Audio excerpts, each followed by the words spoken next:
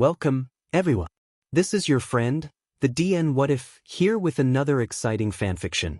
Today, we're diving into the story of what if Deku became a cannibal villain? If you enjoyed this video, don't forget to hit that like button and subscribe for more fanfiction content just like this. Now, let's get started with the fanfic. If you really want a quirk so bad, take a swan dive off the roof and hope you'll get one in the next life. The words reverted around in the capsule that was Izuku's head. They bounced off the surfaces of his skull, lingering in his brain and only growing more numerous by the second. Why was he thinking so much of the benefits behind that offer? Why were there benefits behind that offer? Why was he actually listening to Katsuki, of all people? Want a quirk? Swan dive off the roof. Get one in the next life. Sure, they've cavilled over the span of almost a decade now, but never had he been given the suggestion of killing himself. Stupid Kaken, he'd be committing suicide if he did that. Even if he didn't die on impact, it still would have hurt like hell to even comprehend the pain. A slow death, perhaps? Why was he thinking about the possibilities of jumping off the roof? This is his fault. He's the only reason that the poor boy was considering death right now. But he wouldn't say that aloud. He couldn't. Once upon a time, he wanted to expiate with his childhood friend, wanted to mend the shattered and mauled relationship they obtained now, wanted to be seen as an equal. Apparently that, too, was a loose dream. Izuku had already made his way out of the classroom as soon as he was sure Katsuki wasn't there anymore. He didn't want to see the male right now. He didn't want to see Katsuki ever again, really. This'll be the last time he's a victim to the male's behavior. He'll rest for a while to get over it. He wrung his fingers around the damp notebook floating aimlessly in the koi pond. The fish circled the ripples of the object when it was plucked from their environment. Probably because they thought it was food, Izuku attempted to muse, but his mind continued to plague him with images of how others might react to his own death. His mother would be the only one to attend the funeral, he supposed as he wrung out the volume 13 notebook he created. He allowed a small sigh to rack his body. His mother was as stressed as she was. Maybe not having a child to feed every day and worry about whenever he came home with scorch marks all over his limbs would decrease that stress? Yeah, it would. It really would. Inko deserves the best, doesn't she? His mother is a good woman, no doubt about it. Izuku only wants her to be happy. Her husband was abroad, but still sending money to make sure his family could stand on their feet at all times. So he was a good man. Izuku only remembers his father's face from when he was around at the age of 2, but that's not his concern anymore. His new concern is simple, really. How am I supposed to take a jump from the roof without facing the prolonged writhing pain of it? He questioned himself aloud, clutching the slightly less damp notebook to his chest. His uniform was getting soaked from the excess water, but he was going to die anyways. It wouldn't matter, he presumed as he wandered back inside of the school. It was already time for everyone to go home, luckily for him, so the halls were completely empty. No teachers seemed to linger around either, so that was a plus. He didn't need anyone telling him to go home or stop whatever the hell they thought he was going to do. He was simply taking his friend's advice. What's so wrong with that? Nothing, his mind crooned, agreeing with his newly developed goal. Izuku's mind was far too clouded to come up with a reasoning to stay alive. It only supplied him with a reasoning to kill himself. It only got worse when he merely accepted the reasons wholeheartedly. His mother would have less weight to carry, Katsuki would be happy to be rid of this quirkless loser, and everyone's lives would be easier. Yeah, everyone would be happier without him, he reckoned as he mechanically trudged up the stairs leading to the rooftop. His eyes lidded themselves after a while, revealing an emotion that he typically never wore. A deep, glistening pool of repression twirled aimlessly in his irises. Said irises had also managed to darken over the years of bullying, making him practically seem like his quirk had something to do with the undead. Maybe he'd get a cool quirk like that in the next life.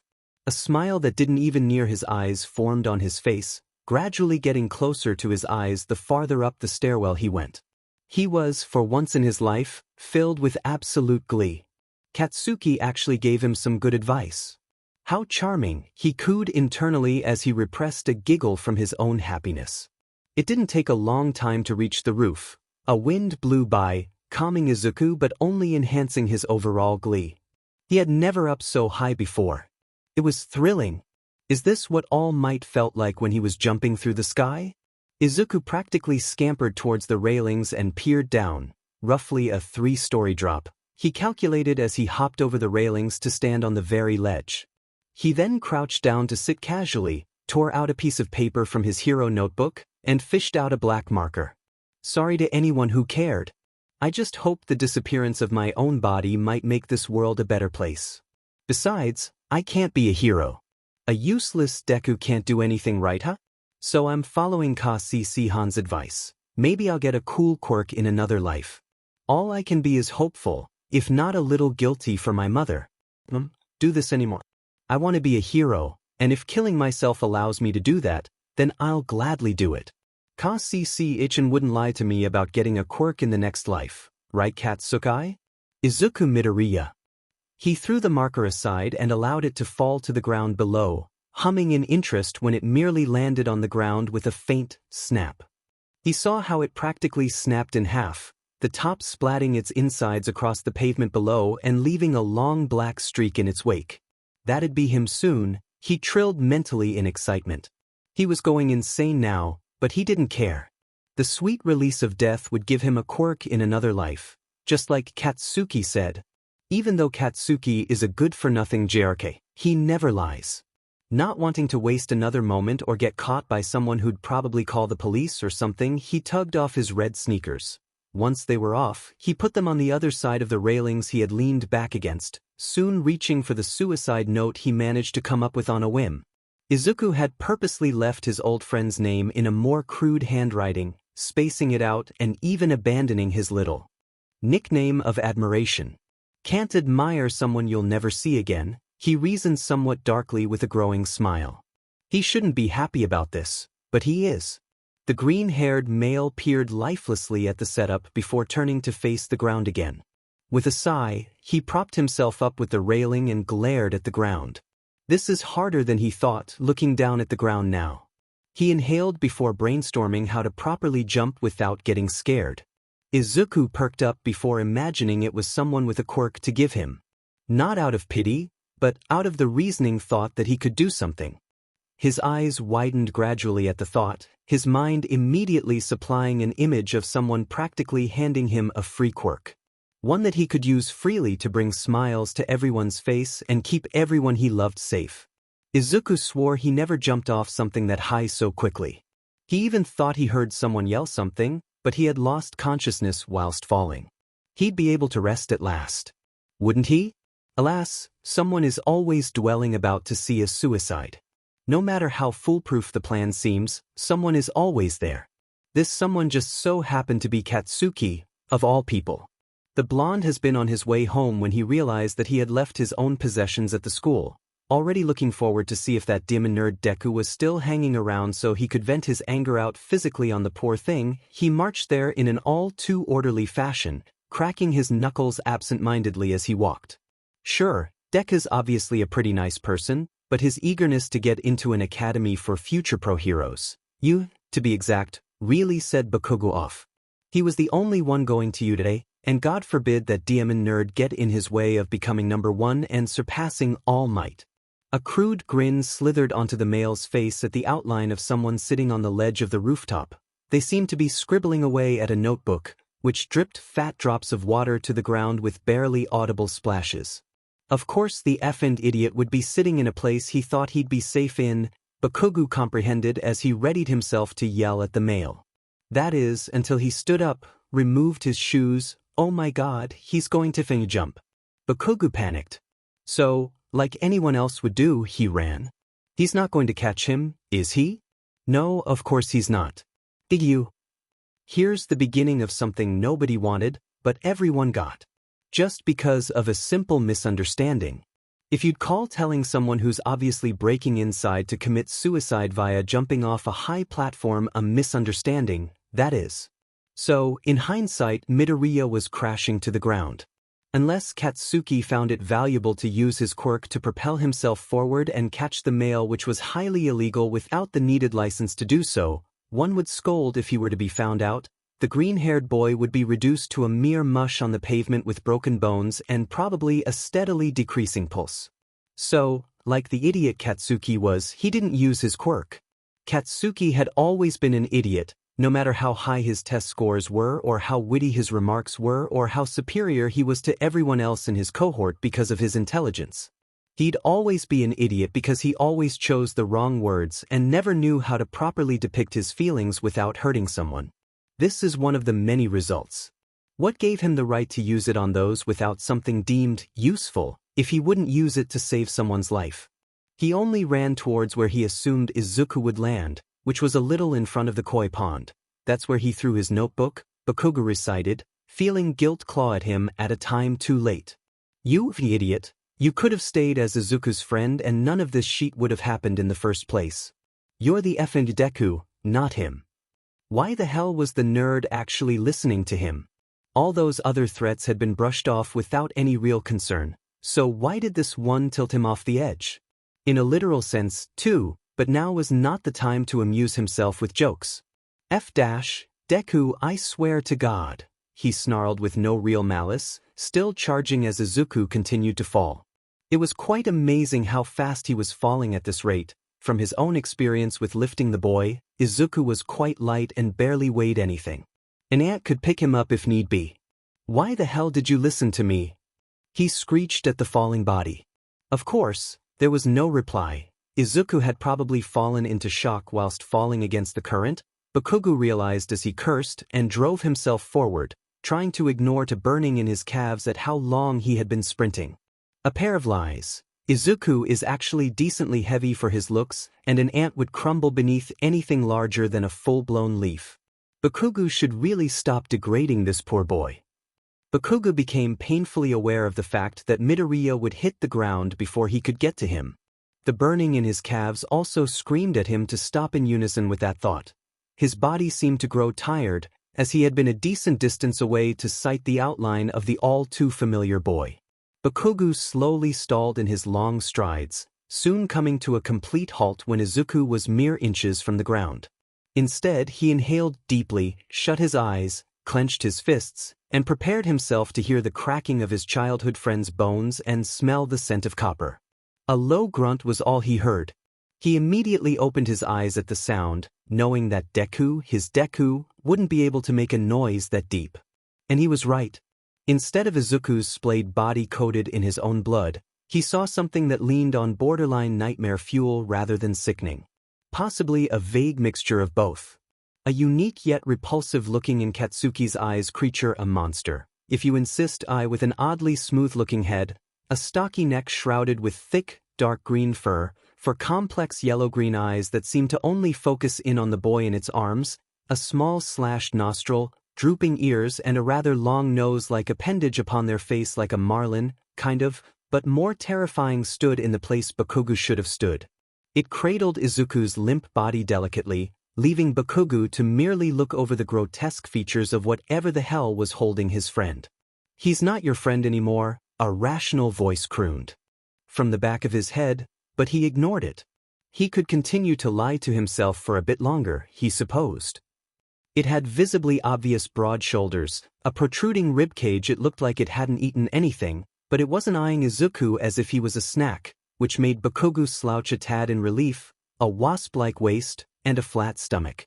It had 4 moderately long, powerful-looking arms that ended in 7-fingered hands. Not 5, 7. What the F? What in all might's name is this thing? It had a sleek tail that could only be compared to that of a lion's protruding from its rear, elongated, yet all might-like legs that were bent like a dog's, and 2 forward-facing hooks that dangled from their agape jaw. They looked like sabers. Katsuki shuddered as he slowly approached the behemoth holding Midoriya.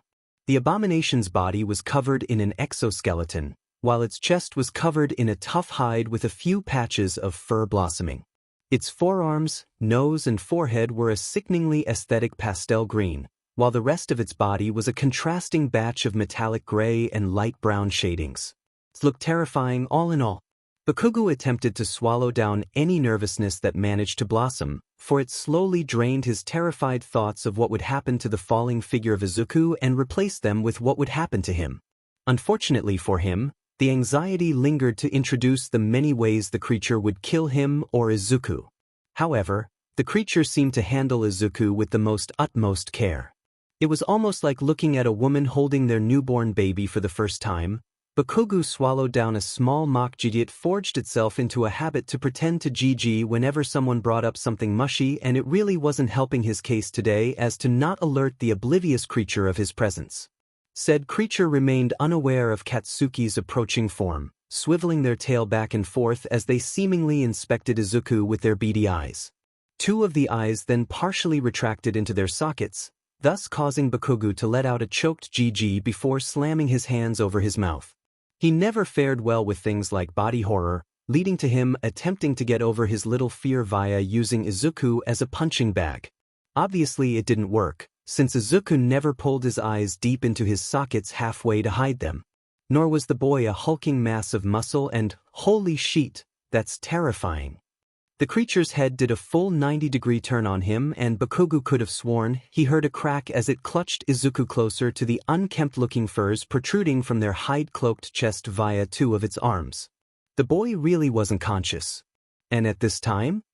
Great. Izuku would have probably passed out by N. Not the time, not the place. I have no effing right to ridicule him right now. Bakugo scolded himself.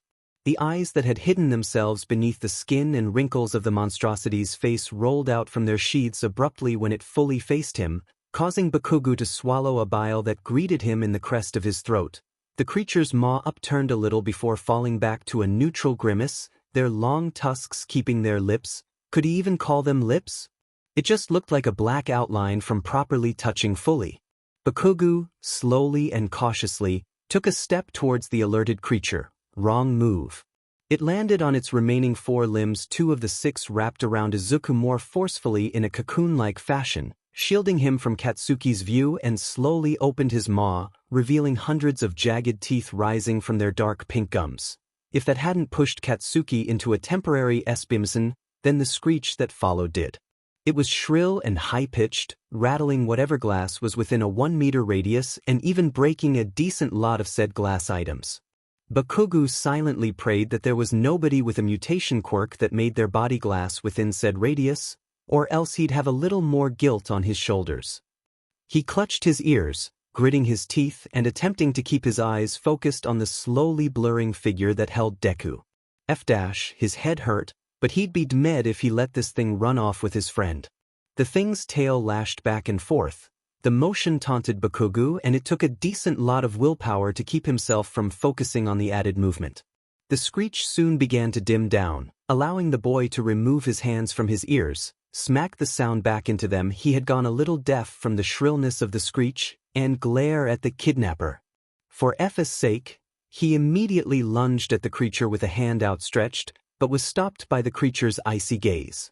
It then grabbed him by the shoulder and meekly tossed him back to his place, leaving him crippled for a moment. It had squeezed his wrist with its claws, digging them into the skin in a teasingly slow manner, before pummeling him into the pavement, rewarding him with a painful-sounding snap within his spinal area. He broke something near his back, but the adrenaline nullified it to the best of its abilities. "Oi, get the F back here, Dash!" He attempted to yell, but his voice cracked a little near the end, thus leading to him trailing off abruptly. He had managed to drag himself off of the ground, but it had all been in vain. The creature had already sprinted off into the thickets of the nearby woodland area, soon disappearing among the overgrowth and trees thanks to its pelt. A thick substance coated the pavement, taking on a dark crimson mixed with blotches of red and small lumps. "It's not Deku's blood and flesh, it can't be," Bakugo tried to reassure himself, but to no avail. A mocking laughter resounded from the forest soon afterwards, a few birds taking flight in the distance at the unsettling noise. Bakugo merely looked after the creature, his shoulders now hunched as he began to drown in regret and, unsurprisingly, sorrow. His pride faltered at that moment, allowing him to collapse on his knees and let out an agonizing scream, from both the pain of a broken fractured bone and the loss of Izuku. Izuku was upset. Furious. Betrayed. Why, you may ask, he was still very much alive. He could feel his own pulse and the noticeably close sound of panting, like a FNG dog was sitting right next to his dead ear, indicating that he was not in the other life. He did not have a quirk. It seems as if Katsuki has finally lied to the boy.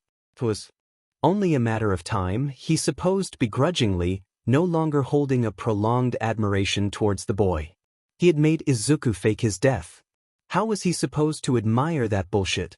Reluctantly, he allowed his eyes to flutter open, being faced with a ceiling he knew he did not recognize. It looked rather weakened, but still seemed to be in a clean state nonetheless. A few drops of water slid down a nearby tube attached to the corner of a wall, soon allowing said tube to connect to a large tank of water nearby. A few plastic cups laid around on the floor of the room he was harbored in, and it was then he realized that he was actually in a bed. Why was he so calm about being in a place he didn't know of? He'd typically be panicky with a human being, and yet being kidnapped didn't seem to faze him much. He tugged a little at the covers to pull them over his chest a bit more. He had free movement, luckily, as anyone could have scooped him up and used him as they pleased, before furrowing his brow a tad. That still didn't explain the very close panting. With another bile of reluctance swirling up in his chest, he slowly glanced over to his side. What he saw was not something pretty, but not something completely and utterly disgusting either. Its jaw was slacked as a long tongue drooped from between two long tusks.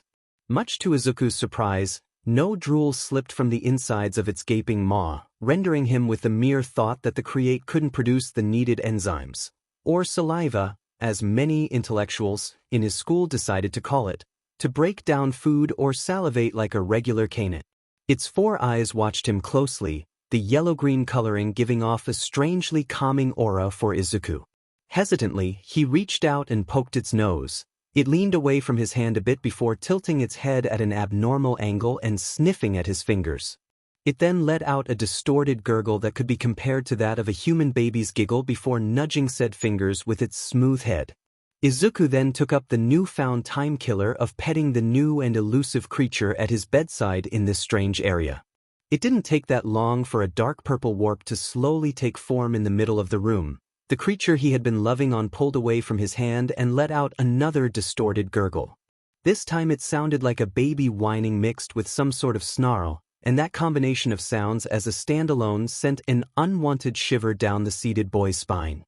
He had taken to sitting upright against the peeling wall behind him and the mattress he was seated upon, so he could clearly see the growing portal in the middle of this room. Soon enough, a misty figure with some sort of metal collar. Could it really be called a collar? Izuku didn't know, but it kind of looked like one without any context and what seemed to be yellow-streaked eyes within the mist that could be referred to as their face. Said eyes narrowed at the sight, but not in disdain. The figure looked amused before they simply cleared their throat and bowed a tad in greeting to Midoriya. Unsure of how to reply, the boy sat still. The figure didn't seem to mind, instead opting on fixing their formal attire without any real hassle. "Ah, you're finally awake, Midoriya Izuku. We have been awaiting your awakening for quite a while now." Rosebud was growing suspicious that you would never wake up, as was Sensei and a few others of our league. "Please, if you can, follow me.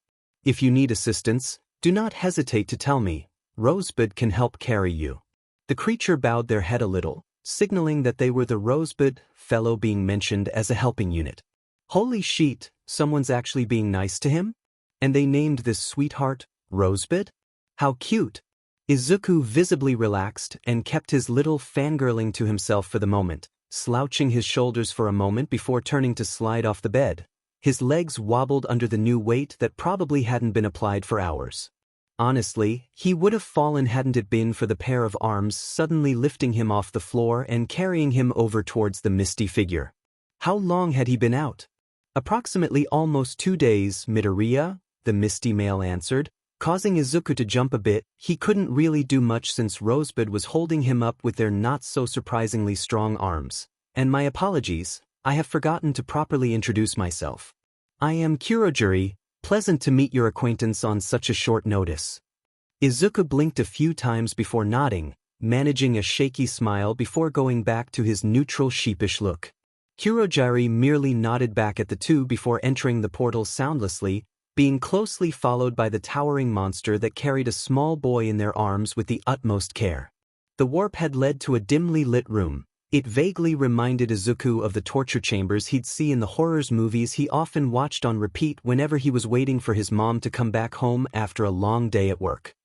He frowned a little at the mention of his mother before shaking it off. She'd be better without him.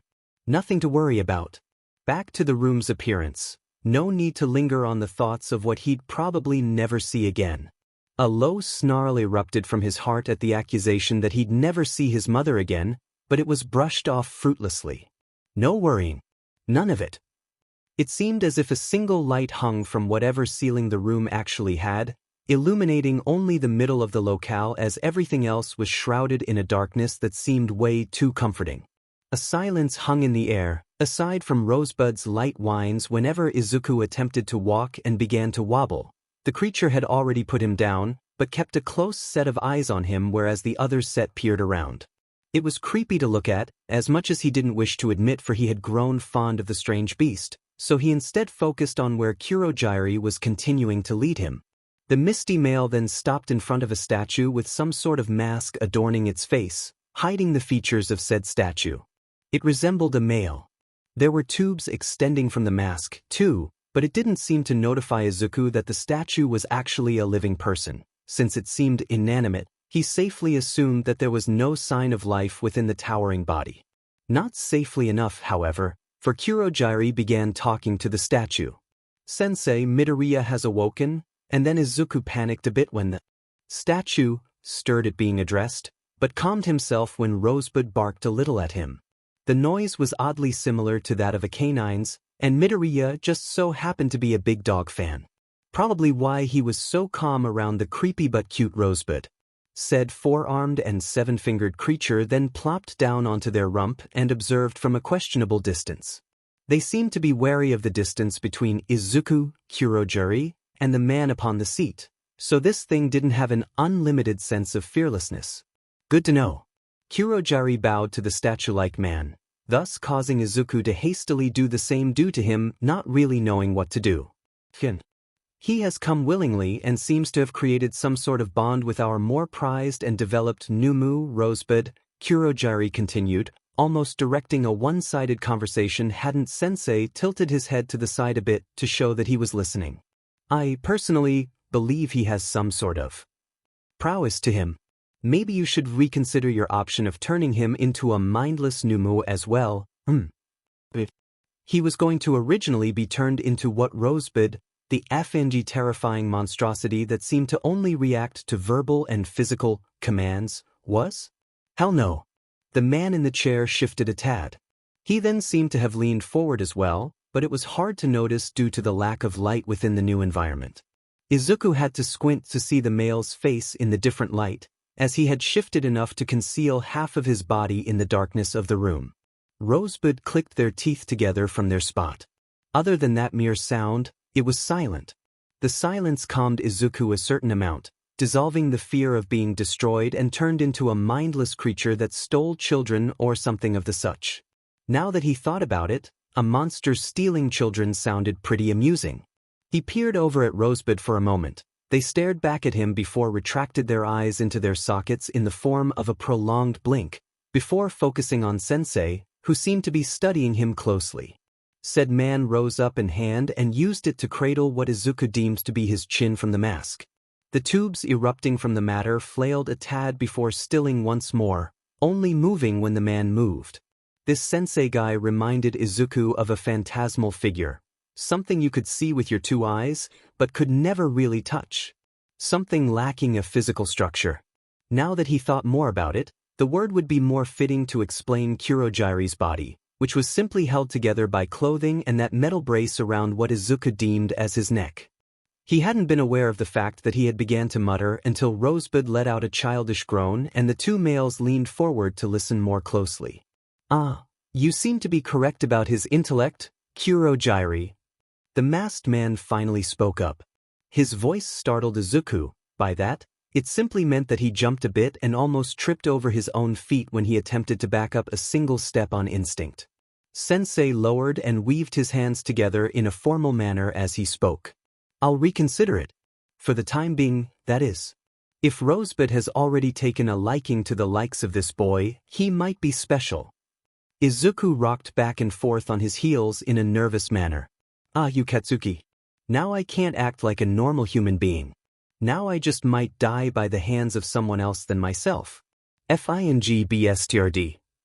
He snarled in his mind. He also seems to have some spite in him, the male said as if he had heard his thoughts. At this point, Izuku immediately covered his mouth, believing that he had said something aloud regarding his more recent thought. Kurogiri merely pat the smaller boy on his head, slowly calming Izuku surprisingly enough. Kurogiri, if you would please exit the locale and tell the others about the new recruit, that would be greatly appreciated. He spoke once more, raising a hand to cradle his chin area once again. Izuku let out a breath he didn't know he'd been holding due to the now known fact that he wasn't going to get mushed into a new shape. He was going to have to work alongside these guys. Better than dying, he presumed as he peered over at Kurogiri for a moment's notice. Said man, who was made from mist that slowly evaporated as it whipped around in the atmosphere, merely bowed in response before opening another warp portal behind himself and disappearing into it. Said portal then closed off as soon as he made his way through it. Sensei then leaned forward. Rosebud shifted around in their spot, staying quiet as they observed from a reasonable distance. Izuku twitched a tad. Now, Izuku Midoriya, could I interest you in joining the League of Villains? And then the twitching stopped. Katsuki was, in a word, suffering. Apparently, the monster that ran off with Izuku he hadn't seen or heard anything about the male since he had been taken 2 days ago, aside from the news droning on about how a middle school boy apparently committed suicide and his body was dragged away by some sort of creature had broken a decent amount of bones from that one move, more specifically, his abdomen's lilac crest, which basically made him the equivalent of someone who just got there but pounded in during section. Not only did he damage his lilac crest, he also managed to crack a few vertebrae, which basically put him on house arrest with a back brace. He had lost Izuku. He had never gotten to apologize for being a crude piece of shit and properly address the strange emotions he harbored towards the poor boy, had some of his own bones broken by some disgusting piece of shit monster, and he had bruises on his wrist. Someone's gonna FNG talk about how he got banged and is into bench, and he wouldn't even be able to blow them up because the doctors said the explosion would overwork the muscle tissue within his arm, thus causing it to explode. Bakugo groaned, banging the back of his head against the pillow fluffed up behind his head. He then glared at the ceiling as the TV in front of him began to drone on about the Izuku Midoriya incident. Midoriya Izuku, 13, and assumed to be deceased, as a body has not been found yet. A suicide note was found atop of his school's roof, revealing that he supposedly had jumped off said roof and ended his own life. The note has been summarized into the boy merely being driven to some sort of mental insanity and wishing to get a quirk in the next life, as someone who mostly likely drove him to this path has informed him or fed the thought of committing suicide. His body, as stated beforehand, has yet to be found, but officials believe that the body was dragged away by an entity assumed to be stealing children and eating them alive. Bakugo wished he had the drive to change the channel, but he didn't. Instead, he laid in his bed, staring at the ceiling, listening to the news drone about an issue he knew about already. That's a lie, he thought stubbornly as the TV began talking about how Izuku was going to be confirmed as dead if they didn't find him in the next day or two. He clenched his fists. He's not effing dead, he attempted to reassure himself, but the fact that whatever the hell ran off with Izuku was now with him plagued his thoughts. Izuku was probably dead. He dubiously accepted that fact, sinking into his mattress and groaning at the added pressure to both his wrapped abdomen and his back brace. This is all my effing fault. Izuku was happy. Up it even. He had a quirk now. Not to mention an amazing costume to go with it. Well, added with the new room, friends, FING phone with everyone's contacts on it, just in case. He had started crying when they gave it to him, thus causing a lot of concern to rise as Rosebud merely dragged him away, and set of weapons, both attached to his body and as simple objects. The boy hopped up and down excitedly in front of a mirror within his new living quarters. He was checking out his new costume for the 5th time, happy that he'd be able to wear it outside for the most part to cover up the fact that literally everyone in Japan who watched the news or went outside read. Everyone in Japan believed that he was dead via jumping from a high platform. Looking back at the experience now, he shuddered a tad. If he had died, he wouldn't have met all of these amazing people. His previously dull eyes had lit up with excitement, the irises practically glowing thanks to the mirror's reflection and the small tinted window beside his bed in the strangely domestic lair. He vaguely remembered there being a bar and a downstairs that led to a basement. His first and new best friend, Toga, stated that they had pizza and games downstairs, so that was pretty cool. This was more like a cartoon to him, where the villains hung out in bouncy castles and stuff. Izuku's eyes skimmed over his costume once more. A dark green full-body hoodie-like jumpsuit with a black belt, elbow pads, knee pads, some fingerless gloves for his quirk. He shuddered at the mere mention of his new quirk, his eyes sparkling as a faint blush hinted over his face, and with brand new black boots. A mask accompanied it, and it looked amazing in Izuku's perspective. For FS sake, the mask looked like a giant bear trap. How could he not find it amazing? It stretched all the way to Izuku's cheekbones and had a pair of latches attached to it so he could ring it around his face without it falling off. He wore it around his neck for now, but he'd be excited to wear it out in public someday. He then glanced over his shoulder at the more cheeky attribute of the outfit. A bunny tail attachment was attached to where his butt was hidden by the costume, but he didn't mind it much. People would, at best, assume that he was some sort of underground hero or something of the such. He'd be able to get away with things much easier. If it wasn't obvious enough already, he had accepted the invitation to join the League of Villains. His phone vibrated quite loudly from the perch it was settled upon. A dresser, to be exact. Rosebud, who had been gnawing on a shoe toy beside his little futon, pushed out their gums like a goblin shark would and snarled. In his few minutes of getting to know the villains and Rosebud, he had already been told by Kurojiri, his new misty mom, that Rosebud hated loud noises and could be calmed by the simplest of things. Somewhat like a canine, actually. Izuku found that oddly adorable. Izuku merely trilled, moved to pat Rosebud. It calmed them almost immediately, for they slouched back down and returned to gnawing on the shoe toy, then skipped over towards his phone. He lifted it up, unlocked it with his self-made password 1800, hilarious, wasn't it? Not really, then scrolled through the many notifications. Many had sent him one text to see if they actually got the right number in, weirdly enough. Couldn't bring himself to question it, though. When he found the most recent one, it was from Toga, who he dubbed as his blood buddy, because of their similar quirks. He tapped into the conversation immediately with a bright smile that reflected off of the phone's surface. Izuku's smile stretched further across his face, revealing his brand new fangs that appeared shortly after Sensei gave him a quirk.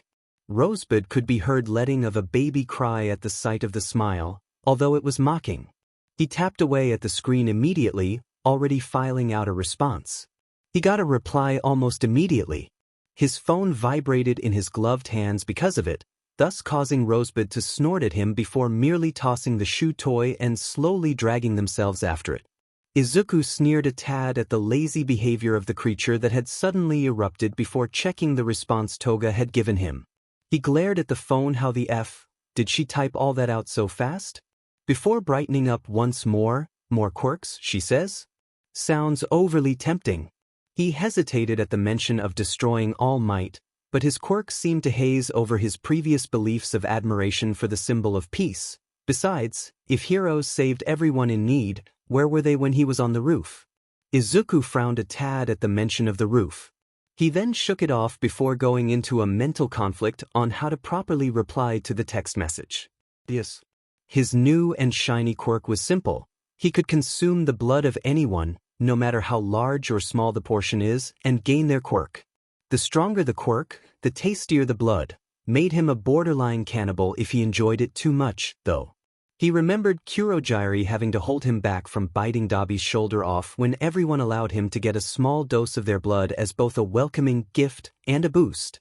He continuously apologized to the scarred male, who didn't seem to care much for the fact that he had almost been eaten, so he was forgiven. If he could get his hands on All Might. Izuku visibly shivered at the mere thought of being able to crush anyone with a single punch, a blood-filled blush clouding his face for the moment before it died down when he calmed his excitement. Didn't Katsuki want to go there, too? He liked his lips at the thought of consuming his blood. It'd taste amazing, he bet. This quirk was doing things to him, he swore.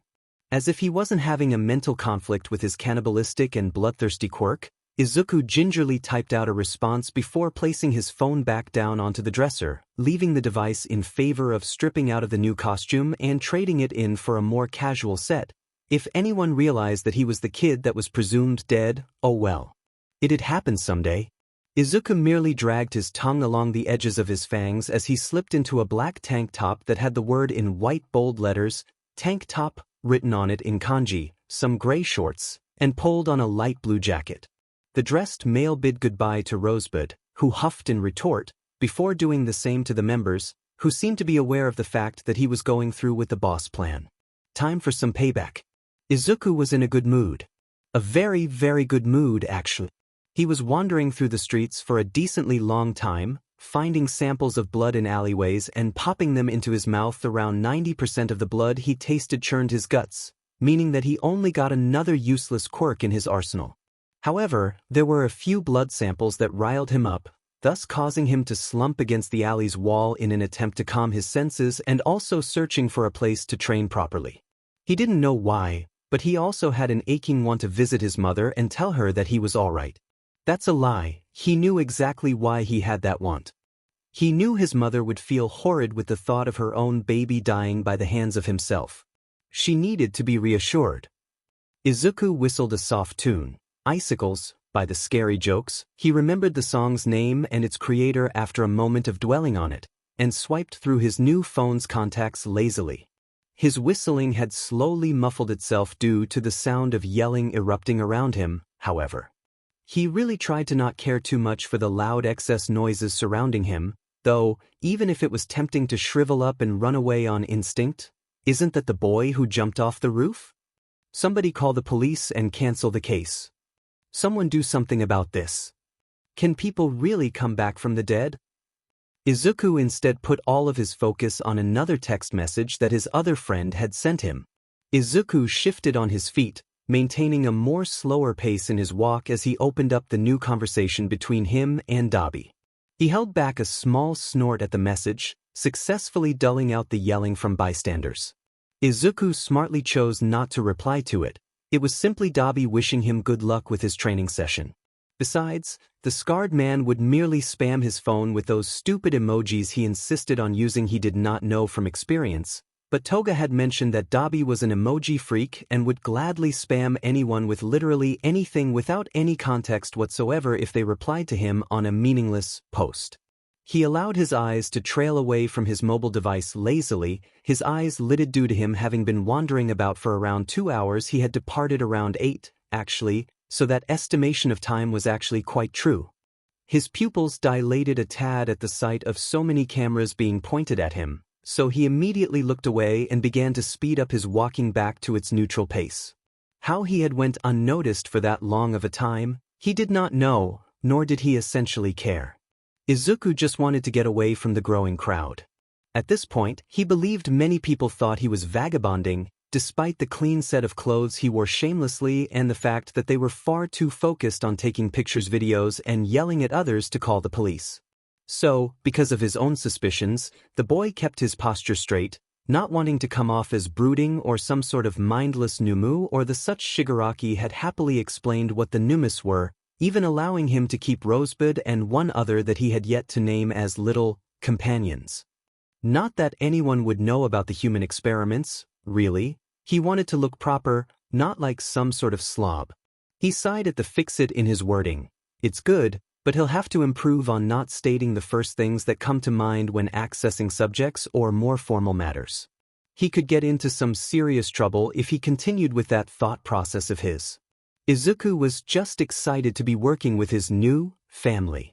They seemed sane enough, save for how one of them named Nada nipped and tore into a pile of human organs without even casting him a glance. When she did look at him, it was only to let him have some of her blood, then she went back to ignoring him. Dabi mentioned that she was supposed to become a full Numu, but only got through the process halfway before the systems shut down on her and seemingly gave up. Izuku had dubiously pitted her on instinct. He was being a hypocrite, but her quirk allowed her to cause natural disasters, create life forms she knew the insides of out of her skin, and even control vines and plant roots, which then would leave total wreckage upon her own internal organs if she didn't consume the needed fluids to create said things beforehand. At least he had a reason to have the urge to eat someone. Izuku traced the inside of his cheek with his tongue, wincing every time someone pointed over at him with a flabbergasted expression or an abrupt exclaim. Were they really making that big of a deal over a quirkless teenager jumping off the roof, disappearing for 2 days, and then walking down the street without a care in the world? Apparently they were making a big deal of it. He shrugged to himself, adjusting the blue jacket on his shoulders and flattening out the slight wrinkle in his pants as he continued to make his way through the bustling streets of Japan. He had risen his head from its craned positioning to be able to watch where he was going, but he regretted it to an almost limitless extent. Many had continued to point out that a missing teenager had appeared oh so suddenly, whereas few others kept to themselves. Izuku could see them picking up their phones and dialing in only 3 numbers before beginning to talk hurriedly. Why these two? You need to drag the police into this? People just can't mind their own business nowadays.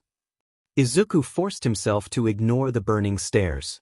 That, however, proved to be hard when you weren't looking down at something else, so he decided to peer back down at his mobile device once more.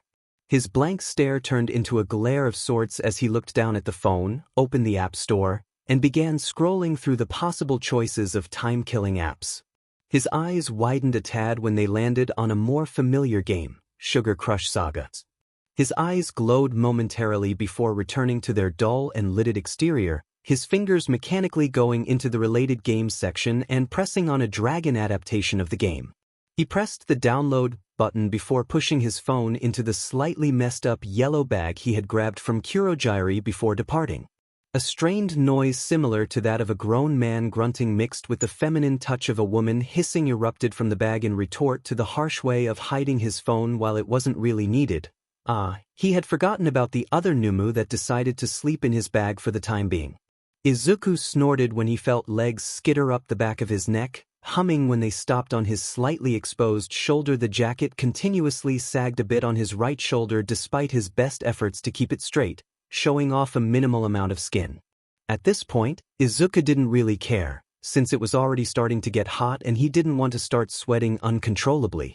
The small Numu was merely a praying mantis, and he had been indecisive on naming her either Mango or Rosemary to match with Rosebud, and due to the fact that the praying mantis looked like a pastel pink cherry blossom whenever she laid down, but she seemed to merely reply to the former more than the latter, so he settled on Mango. "Hey, Mango," he whispered surprisingly softly to the Numu, who merely rose up 2 arms and pat the side of his face affectionately. The animal Numus were said to have more free will and be more affectionate than the human ones, depending on what they were mixed with. Izuku was just glad he got 2 of the nicer ones, Rosebud and Mango, instead of the more hostile and bloodthirsty entities. "Sorry about the ruckus with my phone. People are just nosy and I don't know how to handle the attention, so I tried to waste some time. Forgot I had you with me." Half of that statement was true, whereas the other was somewhat false.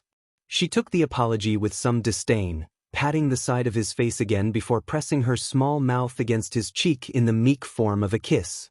Izuku barely stifled the small laugh from the affection she was placing upon him so abruptly. Mango made a small noise from her perch near his neck. She seemed to be comfortable, so Izuku removed his attention from the settled Numu, who really didn't look like much until she enlarged herself to focus on where he was going. Apparently, considering the fact that he continued walking on autopilot whilst staring at the small creature, he managed to move out of the more crowded area of the locale and to a more desolated area. The reason why the area was desolated was because of the mounds of garbage piled up in a nearby beach. At least, Izuku thinks it's a beach. There were specks of sand visible in the clusters of trash, and he could just barely see a giant body of water. He blinked a few times before approaching the trashed beach, tucking his hands into his shorts pockets and shifting the weight of his shoulder to slump a tad. The jacket slipped onto his right elbow, thus causing Mango to squeal and latch onto his neck to avoid being thrown off. She then squeaked loudly in his ear, causing the boy to chuckle a tad before hopping into the crease that led into the beach. Izuku looked around a tad and clicked his tongue against the roof of his mouth in a bored-like manner. "This seems like a good training spot," he hummed, raising a hand and watching as sparks began to crackle from his palm. The sparks dulled out before seeping back into his hand, acting like a heavy object in a pool of water. Izuku pursed his lips before letting out a small sigh. "But I can't use Dabi's quirk unless I want to be arrested. Toga's quirk is no good there and twice. No, he went a little crazy with his quirk, poor guy. Shigaraki's quirk will just make more of a mess with all the dust it produces, and I don't really think Magna nor Spinner's quirks would help with moving the trash around anyways. Gecko isn't all that stupendous when cleaning up trash since it's used to climb and stuff, and magnetism can only work on people." The hand he had brought up to inspect was soon back at his side, dangling without a purpose. "So maybe I should train my physical body? It's really the only way to do this, isn't it? Mango, what do you think?" By the time he had come to a conclusion in his mumbling, Mango had hopped off his shoulder, shifted into a form that was about 5 feet 7 inches. He didn't know why she could change her height and mass, but he chose not to question it due to people being able to be born with FING toy cars as their head, and laid herself out across a dirted and trashed couch that was laying around nearby. She made a small noise of approval in his choice, but immediately propped her chin up on the armrest and stretched out like a lax cat. Izuku merely sighed at her lack of enthusiasm. Were all the Numis this lax? Before skittering over towards the smaller pieces of trash, time to clean up a beach, he supposed. With that thought in mind, Izuku carried a few plastic wrappers and cans from a spot and trotted away to put them in a nearby trash bin. Mango merely snorted at him and watched the waves brush against the sand. Bakugu had been staring aimlessly at the ceiling for a while. He didn't really know why, but he blamed his lack of sleep today and the added homework his teachers had decided to send to his mother to print out. The science homework that was sent in to him due to him not being able to be at school for the time being was far too easy to complete, leaving him to his own devices after a solid 30 minutes. That, and because of the fact that he had decided to pass out around 8, his body had forced him awake to use the bathroom, and now he couldn't sleep at all. His eyes began to twitch slightly as the TV's news popped up once more, causing him to groan and force himself to lay back down in an attempt to ignore it. Of course, that didn't work out for Katsuki, for he listened intently for an update on Izuku's case, as he had been for the past few hours. This just in, a quirkless boy, who has been declared dead only a few hours ago at approximately 8:02, has been sighted walking along the streets of Mizudafu without any noticeable markings that would declare him as being harmed or the such. Civilians witnessing the scene have caught it on camera, observing the stated to be dead boy with panic and astonishment. If anyone can get a hold of the boy, please report to the police station immediately and give directions to where he may be as of right. Here is a video that was submitted by an anonymous bystander. To be honest, Bakugu was already hooked on the first sentence. Of course they had to mention that the boy had been quirkless to get his attention, but that was because he was still holding on to the hope that Izuku was still alive and well. He didn't know if he would be considering to become a hero if Izuku died. The fact would probably spiral into a descending staircase of tragedy and guilt, which would probably attempt to consume him at some point. Stop thinking about being guilty over someone dying when they probably never want to see you again, Katsuki. With that being said, he propped himself up on his elbows and attempted to watch the television screen. He stifled a groan of pain when the back brace pushed a little against his spine, whereas the cast around his abdomen merely tightened a little, only managing to see the video they mentioned pop up in a small box near the reporter's head. It was slowly zoomed in on, soon taking up the entire screen. The video consisted of a boy with all too familiar freckles dotting his cheeks and vibrant green eyes to match his shadowed hair walking down the sidewalk casually, peering down at his phone as if he hadn't been the Midoriya that jumped off a roof and left a suicide note in his absence. As if he wasn't aware of the fact that most of Mizudafu was freaking out now that someone who was labeled as deceased was now walking around the block. It was terrifying to know that he seemed blissfully unaware of the carnage he caused. Bakugu's throat went dry as the boy glanced over to the side, revealing that it was actually Midoriya Izuku. Those eyes held more emotion in them than they did last time he saw him, before jumped off the roof. The blonde couldn't help but swallow down a lump in his throat. He clenched his bedsheets before letting out a soft sigh. He was relieved, but the smallest speck of fear finally decided to speak up. So what did the giant monster do to him? Bakuga didn't fall back asleep until the news finally stopped talking about the upbringing of Izuku, which merely ended around 11:03. Izuku hadn't chosen to stay on the messed-up beach. Wisely so. He remembered seeing some weird lanky man standing nearby, watching with concentrated blue eyes as he cleaned his new training area. Izuku believed that he may have been someone who also enjoyed the beach when it wasn't a garbage site, but the possibility of him being a Pefli lingered in the back of the green-haired boy's mind. With that being said, he had quickly gathered up his things, his bag, a few scales he had left behind whilst utilizing Gecko, and a dead crab to give to Nada to see if he could win her over, and allowed Mango to make herself at home in his pants pocket due to his bag now being overcrowded. He hadn't chosen to stay on the messed-up beach. But that didn't mean that he wasn't currently on said messed-up beach. In his defense, it was Mango's fault. So, in summary, Izuku Midoriya, someone proclaimed as dead for approximately 7 hours before he suddenly appeared in a living physical state, was sitting on the beach, not willingly, but still sitting on the beach nonetheless. He was in crisscross applesauce position, his shoes tucked under each other somewhat stiffly as he folded his hands. He had done a pretty good job cleaning up the beach, as one could be able to see at least half of the ocean from a mile or so away, but garbage still towered around to remind him that he was yet to be finished. But there were a few UPS to the disposal of some of the garbage. It didn't stink as much. Mango laid beside his seated form, staring off into the distance with the sun steadily changing how her hide looked in hindsight. Her usual vibrant green had dimmed down to a desolated reddish-orange, and Izuku couldn't tell if that was because of how she was made genetically or just because her hide reacted to the sunlight like so. He chose not to think too much about it. The lanky man was gone now. Izuku didn't know if that was a good thing or not, but he didn't feel any unknown eyes on him anymore, so he felt a little less tense. He'd always be tense, but Mango's presence mixed with the sounds of waves in the background calmed him a moderate amount. Then Izuku remembered two things. One made him happy, whereas the other annoyed him quite a bit. One, his mother. She'd be joyous to see that her son wasn't dead. Izuku could stop by and tell her about his current situation. She'd understand. Inko Midoriya always understood. She'd probably just want him to be safe, and this was as safe as he could possibly get right about now. For as long as he was safe, she'd probably cave in with enough reassurance, and maybe she'd even be able to meet Kurogyri. The two seem like they'd get along quite well from what he's seen of the Purple Mist's personality.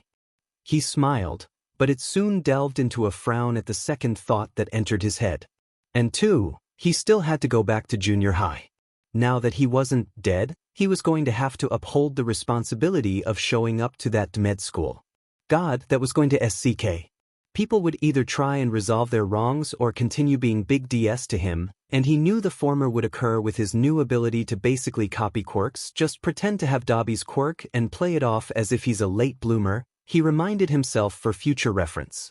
It'd be exhausting and annoying at the same time. How joyous!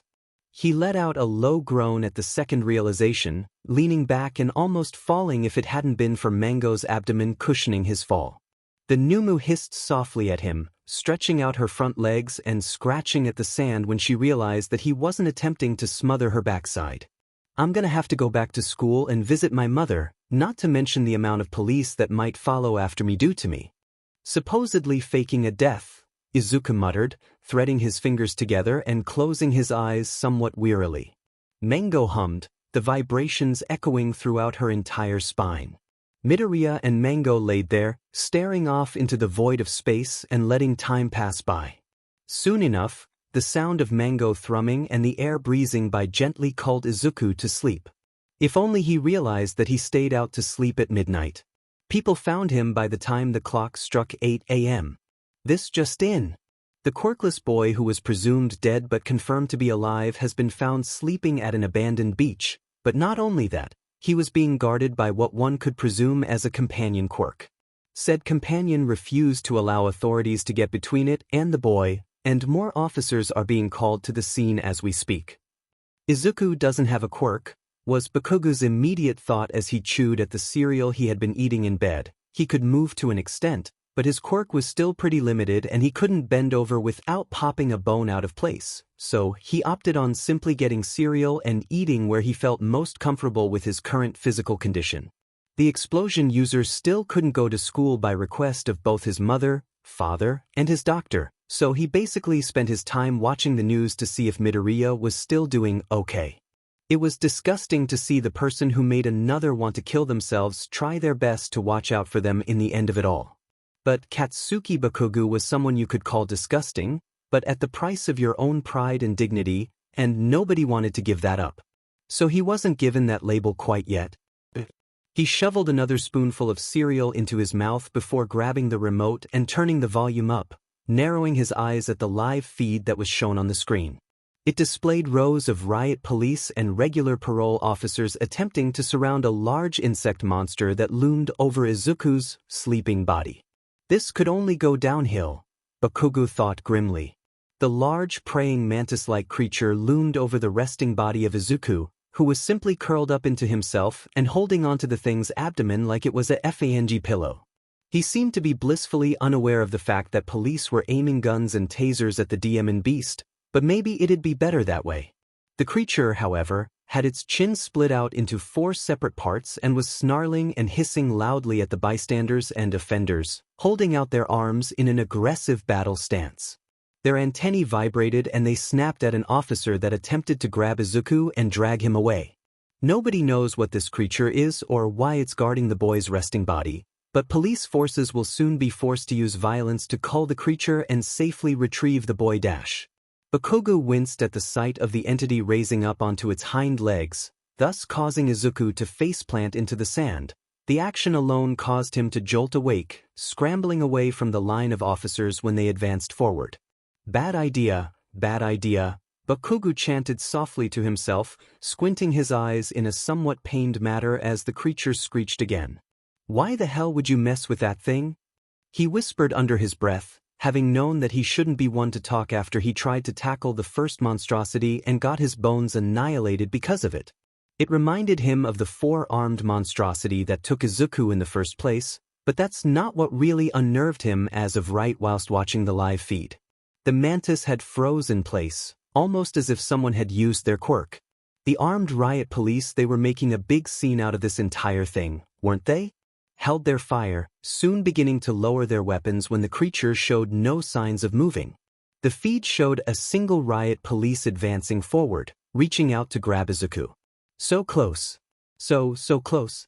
Their gloved hand brushed against the male's elbow, and then Izuku yelped. Without any real warning, the entity surged forward and drove their long arms into the police officer's chest. Bakugo's breath hitched in the back of his throat as the arms drove themselves deeper into their chest until the ends were just a little visible. Screams echoed around the scene, but they deafened out at the scene being shown on the local news channel.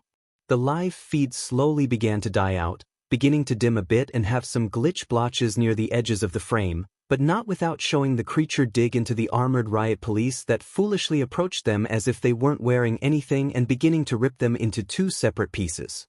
Blood gushed out of their body wound and splotches of gray matter mixed with crimson red and chunks of body mass flew all over the audience. Bakugo didn't want to know what the gray matter was. Was it the brain? That shouldn't be possible, but it got Bakugo on the verge of hurling. Lungs, entrails, the heart. Why is this happening? He should have looked away. Kidneys, liver. Why was he still looking at this? But he didn't. The live feed displayed the mantis stabbing into the person's chest repeatedly with its other set of arms, even as others began to attempt to gun it down, the sound of gunshots nearly drowning the sound of distant sobbing and screams of horror. His pupils shrank at the gory scene, gagging as he forced down his cereal when some of the blood smeared onto the screen before it had died out completely.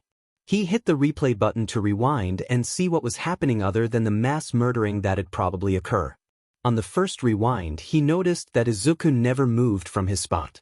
Bakugo didn't see anyone try and scoop him up whilst the monstrosity was assaulting the crowd. On the second rewind, Bakugo realized that the feed stayed on long enough to produce an actual audio, and he wished he hadn't heard it as he had been zoning out on the animated murder of a single officer, the pained scream the officer let out as they were ripped into before it merely became the sounds of one's blood being dropped onto the ground in gallons, the tearing noises of tendons being ripped away from one another and entrails being pulled from their natural course in the body. Splat of every single piece of internal matter that hit the ground, the crunching of their solid bones. And that's when Bakugo turned off his television and stared at his now soggy cereal. He wasn't hungry anymore. Instead, feeling a deep sensation of both dread and utter disgust. He wanted to hurl but couldn't. He didn't know why his body messed with him like this, but considered it as karma for messing with the poor boy on the news feed. He moved his bowl and placed it on a nearby dresser somewhat shakily. Bakugo didn't like the news anymore. He used to watch it all the time, but this was too much for him. He didn't want to see this every day. He didn't like the news reporters anymore, either. No, he really didn't. But he never could bring himself to stop watching. With a speck of hesitance, Bakugo flipped the remote in his hand and pressed the power button once again, allowing the television to boot up and continue the news report, which seemed to be more tense now. This is his fault. It's always his fault when it comes to Izuku Midoriya. Izuku felt indifferent about the situation that played out when he woke up. On one side, he was upset that he had to wake up to see a bunch of strangers crowding him as if he were a pro-hero. His younger self would have adored that thought, but that was nothing more than a copy and pasted dream at this point. His new objective was to be nothing more than a spy that gathered information in the place he once wanted to belong. It was a decent task, actually, and maybe he could pretend to play hero one more time by himself, without Katsuki always making him the damsel in distress or the villain. Izuku cringed at the memory, tightening his hold on Mango's abdomen as he shuffled closer to the angered Numu. She spanned out her arms further, opening her mouth in a gnarly scowl with a low rumble. She snapped at the officers that dared to grow closer, threatening them with her larger arms and practically attempting to cloak Midoriya's body from view, but to no avail. He focused on his thoughts again. On the other side, however, he was excited about how many officers there were. So many vessels that harbored different quirks. He sighted someone with a long tail and a pair of horns among the crowd, smoke slowly slipping out of the edges of their mouth as they spoke hurriedly into a phone, alongside an far younger entity with a ragdoll-like body attempting to move away from their parent, who simply tugged on their scruff and pulled them back in a way that seemed all too vicious. Izuku focused on the child for a moment, his pupils dilating as he managed to deafen out the sounds of clamoring around him to listen to what was happening between the child and their mother. "Mom, I don't want to be here," the child whined, attempting to rip their doll's structured body away from their parent fruitlessly. "It's too scary." The mother wore a bleak expression, pulling her distressed child back to the spot where they once stood with an irk mark present in her veins. She gripped the child's nape harshly, ripping the sewing that kept their body together a bit. The child yelped and let out a cry at the ripping. Izuku flinched at the cry of distress, causing Mango to freeze up and look down at him. She crooned softly in an attempt to get his attention, but it didn't work. "That's bad. Why is she hurting the child? The child did nothing wrong, did they? They're only scared of Mango, right? That's bad. That's bad. That's bad. That's wrong. I want the child. Get the child, Izuku. Get them, Izuku." Izuku visibly stiffened when something brushed his elbow. He was so deep within his thoughts about the harmed child, which were also affected by the multiple quirks in his body, primarily this stranger quirk that was named Cerberus. Said quirk was a mutation, one that Izuku couldn't handle correctly yet, as he had little control over the dogs that sprouted suddenly from his nape and they immediately began making a ruckus, thus making him withdraw the quirk before Rosebud went feral out of surprise that he hadn't noticed the approaching police officer attempting to take him away from the only protection he had as of right now. Mango was doing nothing about it, simply staying in her frozen state and staring down at him for any signs of discomfort. The officer pulled on his elbow, and he yelped. Mango was quick to react to the small noise, screeching and lunging at the unsuspecting officer with no remorse. The bystanders screeched out in surprise, nearly drowning out the oddly satisfying noises of tissues being torn from their original places and bones snapping into irregular shapes. He was only able to see the blood pooling out from the slowly worsening wound Mango had inflicted upon the heavily armored officer. Shigaraki wasn't even kidding when he said the Numas were made to challenge All Might's own strength. Izuku reckoned as his typically lax and affectionate companion tore into the body as if it were some sort of chew toy. The other police on the scene soon managed to drag themselves out of their thoughts, lifting their firearms and beginning to shoot bullets at his friend. Out of mere instinct, Izuku squeaked and did his best to hide behind Mango's abdomen, thus causing the officers to fire at her face instead. Mango did not like that. As the Numa's aggression was only fueled, Izuku continued to stay back, not wanting to interfere for two key reasons that he found rather important if he were to accomplish his newfound goal with Sensei and company. Said key reasons consisted of the following two things. 1. Bullets. The boy wasn't very sure about his own abilities, alongside the fact that he would end up making himself a wanted vigilante if he decided to even try and attack the shooting officers. Not only did he want to blow his cover, as he was already working with the League of Villains, but he really was lacking in the department that gave him some sort of quirk that kept him from being blown into smithereens if he were to come into contact with a bullet. Besides, Mango seemed to be doing just fine on her own, as she continued to shred through the now fleeing group of officers and bystanders, all of which were screaming out in either anguish, fear, or on the officer's side simply calling out for assistance. And 2. His FING instincts were telling him to focus primarily on the child who was still frozen, as their mothers seemed to have forgotten about their small form. Izuku could only will his body to twitch every now and then, resulting in him staying stationary and pulling his knees close to his chest. It hurt ignoring the quirk's natural instincts, but he did his best to do so. He instead focused on the amount of blood flying out in every direction due to Mango's messy killing tactic. Some of it even landed on his face. His tongue darted out to lick it away, said tongue being longer than usual thanks to one of the quirk samples he found in the alleyway. He had tested it earlier and dubbed it as frog, as he was able to stretch out his tongue and jump like said animal. Izuku wondered whose blood he swallowed to get the quirk. Once the crowd had died out a considerable amount, the boy took notice of how the child managed to disappear among the fleeting bystanders. Thank God, because he was about ready to give in to the quirk's instincts. Said instincts died down a bit, soon resting on a soft simmer that managed to calm Izuku's nerves a bit. However, his head began to slightly ache due to the clashing of multiple mindsets. He attempted to ignore them, but that was easier said than done, so he focused on something else for the time being. Izuku watched quietly from the sidelines as Mango ripped open another officer, screeching angrily as the bystanders finally disappeared elsewhere. Once they were out of sight, they were out of mind. The Numu snorted, dropping the corpses she managed to accidentally pile on her elbow blades and beginning to groom herself. Izuku blinked several times before sighing softly, his stomach churning due to him attempting to withstand the urge to lick the blood off of the ground. Tiny boy, one of the two voices from the Cerberus quirk thrummed in his head, you should stop harming yourself. It's not good for such a young soul to be putting such physical strain on your body like so. Have your companion gift you the blood herself, but be careful as you wouldn't like to end up like those corpses piling up on the pavement over there, would you? Izuku blinked again, furrowing his brow at the oddly soft voice. The quirk hadn't done that before, so this was an oddly pleasant surprise. He had some sort of mother figure in his head that would help him with his newfound stomach pains from refraining his quirk's urges and gave him helpful ideas advice. That's pretty cool.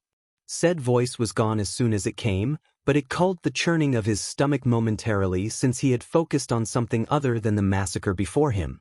With a soft grunt, he managed to push himself off the ground and wiped off his pants, huffing at the sand that continued to stick to his rear. He couldn't find it in him to dust it off, so he merely trekked over to stand beside Mango and start up a body count. Lifting a hand meekly, he counted each corpse, his stomach soon roaring for attention when he stopped on the 13th person. Not that many, but still a decent amount to alarm the public and the media, as he took notice of the cameras some people were holding. Mango! The entity halted in her grooming session and let out a low rumble, turning her head diagonally to gaze curiously at her friend. Izuku lifted his counting finger to his mouth and did his best imitation of a cheeky smile. Can I have some of that?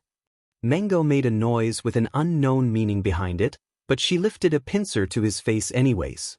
Izuku's cheeky smile shifted into a more grateful one. Katsuki was feeling a little better nowadays. Physically.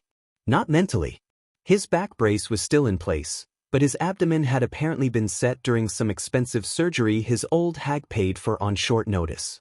The laughing gas was apparently super effective, as he had been knocked out for quite a while after being hauled into the hospital for the third time this week. He faintly remembered bits and pieces of the visit itself, but he was primarily focused on the news reports now. The teachers didn't really care much if he wasn't in school. He was smart enough to have covered most of the topics they were currently talking about, so homeschooling with the work they sent over via email and having it turned in by his mother or father was enough for them to be unconcerned. So he often took the time to complete a week's worth of homework before returning to his resting position and skimming over the main news channel that was droning on and on about the Izuku Midoriya incident. Reporting in from the nearest police station, riot officers have confirmed that Izuku Midoriya is currently being held captive against his will by the strange creature that took about 13 lives during a mission to apprehend said entity and get the male to safety. The boy was reported to have been screaming and thrashing against the hold of the creature, which was also reported to have been holding him close to their chest in a possessive manner. The police were forced to evacuate after the bystanders and civilians were dragged into the situation, but even then many lives were lost. What the police have to say on this topic will shock you. More at 5. And then it cut to a commercial about adopting shelter animals. Katsuki narrowed his eyes at the television screen accusingly. His ears may have been a bit deafened from his quirk's drawbacks and whatnot, but he was demon sure that Izuku wasn't in that thing's arms.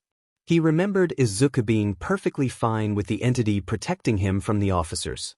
For all might's sake, the boy was sitting passively in the sand as the giant tore into an officer. The news would do anything to get attention nowadays, wouldn't they? He leaned his head back against his headboard and sighed softly, closing his eyes and attempting to relax. His hand fumbled with the remote before pressing the channel button, thus causing the commercials on the TV to cancel out in favor of some old All Might show. Katsuki opted on watching the retro shows in favor of the now false news claims. Time passed relatively quickly on both ends of the spectrum. On Izuku's side, in the span of only several months, he managed to grasp the ulterior motives of the League of Villains, have a wholehearted conversation with his own mother about his suicide note and disappearance, befriend some of the other Numis and even found some subjects to create said life forms, get a pet scorpion that Nada found digging around her dinner, and managed to become closer to the League themselves. Not only did he manage to achieve this in such little time, Izuku also managed to come to terms with the fact that he'd cross paths with Bakugo and simply toy with him a bit. Besides, Izuku mildly remembered his one-sided attraction for the male when he wasn't told to kill himself for being weaker than the rest, so why not keep up the act of innocence and happiness that had morphed into something only his close friends and mother could see? He couldn't find it in himself to go against the plan. So he didn't. Izuku laid on the floor with his pet scorpion crawling along his spine, scribbling down notes into a damp and beaten-down notebook titled Hero Analysis for the Future Number 13, in tainted and blurred pen. The writing itself was almost completely incoherent to human eyes, Izuku and some of the Numis being able to read it clearly due to the amount of quirks they possessed. Of course, Izuku was utilizing a quirk he had recently gotten dubbed the name Library, as it allowed him to read any word, properly pronounce it, and define it both verbally and mentally. To this day, he still questioned what type of bloodline you'd need to have to get something like that as a power. His scorpion, who was named Xeno, because of the timing which he had obtained her when he got a quirk that practically screamed alien, probed at his bare back, picking at his scabs curiously before moving to skitter around once again. She was a docile little thing, really. Toga told him that Xeno had clung to Nada's unkempt hair when she attempted to eat her without hesitation, which made the senior cannibal drop the entity and gesture Midoriya over in the first place. Izuku believed the creature had been tested on, resulting in the cat-like docility and curiosity the DMN thing sported. Xeno, stop picking at my scars, Izuku drawled lazily, lifting a hand to stifle a yawn. It came out anyways. I know you're bored, but they're healing and I doubt Nada and Rosebud are going to stop with the more intense training, even if I'm bleeding out from behind. The scorpions stopped for a moment before beginning scuttle around once more, their pincers skimming Izuku's back. The male furrowed his brow, sure that the entity would stop with the picking when given a good reason. Zeno picked at another scar, thus causing Izuku to sigh and go back to his daily activity of writing in the nearly decomposed journal.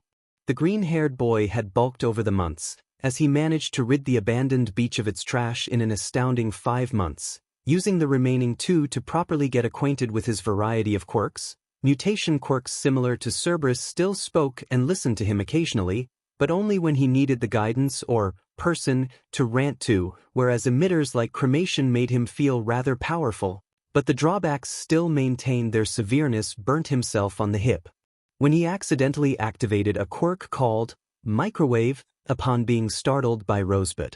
Izuku, who was once 5 feet 5 inches, was now standing at the somewhat marvelous height of 6 feet 0 inches, meaning he managed to spur on his growth spurt, or maybe it was because of the quirks not having enough space in his body to bestow upon him 5 inches in height.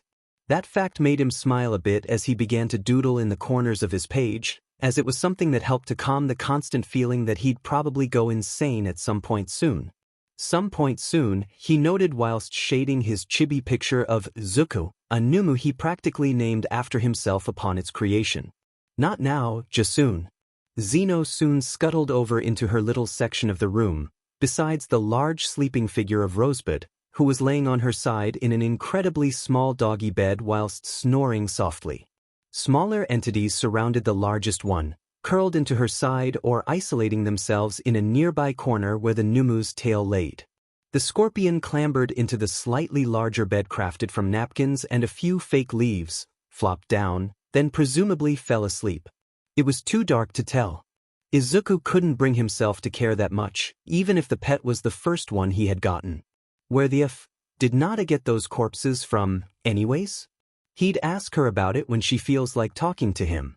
As he wrote, Izuku absent-mindedly reached up to gently caress the sides of his neck, his face cringing a little at the long scratch marks going full circle. The training he underwent with Nada left horrid marks, as she choked him until he tapped out, completely out of breath and his neck so squeezed that his esophagus felt frail for 3 full weeks. His fingers trailed along the talon-like outlines scattered across his nape, soon fleeting away from the prominent wound to trace the smaller or far larger ones on his biceps, elbows, wrists, chest, fingers. He had scars everywhere really. Not one place you could look. No, you can't look at his D and not find a relatively deep nash or scar. Stop thinking about your FNG scars, like Angel Midoriya, a guttural voice snapped from beside him, and he didn't need to turn around to know that it was one of the weirder Numus that were still practically human, if not more engrossed and rude. Said Numu was his favorite Numu, Zuko, who really didn't have any documents on their actual creation, so he safely assumed that the original form never got it checked out and died before they actually could. Would explain the small child corpse in the nearby dumpster of the alleyway he slurped the blood up from. Gross, you sick f dash. You're thinking about slurping blood like you sick dick dash. Izuku lifted his pen and tossed it at the entity, smiling to himself when said entity howled in feigned pain before cackling like a madman. Zuko was practically a Numu created for both crowd control, much like Rosebud and Mango, and diversions such as red, yellow, and green. Yes, very clever names for the distraction makers, so they were made for enduring pain, much like Izuku does. So, even though the pen hit them dead in the eye, they cackled, seemingly tickled by the action as they pulled the item out and dropped it back at Izuku's open palms, wiping the excess gore from the wound as Izuku hurled the pen into the nearby trash can. "5th pen I've thrown into your socket today," he muttered. "I know. You've been hitting me, you f dash." Zuko barked, baring their 2 jaws at the male before dropping onto all 4s and skittering over towards the mountain of sleeping Numus. "I was trying to make you shut off those demed thoughts, but you just had to throw a diamond pen into my socket." Izuku rolled his eyes. The half-Numus were so exaggerated with their vocab, this one almost reminded him of Katsuki, but in a good way. "Yes, a very good way. I'm not a D-sucker," he retorted, sighing and dragging himself towards his desk to grab another pen when Izuku stopped responding to him. Izuku's new life was fairly quaint, to say the least. Fairly quaint. Tiny child, that's not a good way to utilize that word. May I suggest chaotic? Fairly chaotic. Thanks, he whispered before going back to his scribbling upon finding a suitable pen. A low rumble of recognition resonated through his head, and he temporarily managed to forget about the cursing festival Izuku had wrought upon his poor ears to appreciate the motherly voice in his head. "You're effing sucker," Izuku jested from their spot. Izuku lifted his empty hand to cradle his face, sighing into his palm as Izuku began to speak once more. This was it. Izuku's gaze was deadpan as he stood at the gates of UA. Several others hopped past, only one, a tiny 3 feet 7 inches girl with horns thicker than her own skull, peeping out a small, "excuse me," that made Izuku move a little.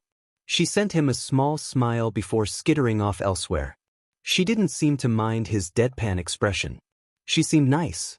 Would be ashamed to have to murder her someday. Izuku stifled a scoff at the thought.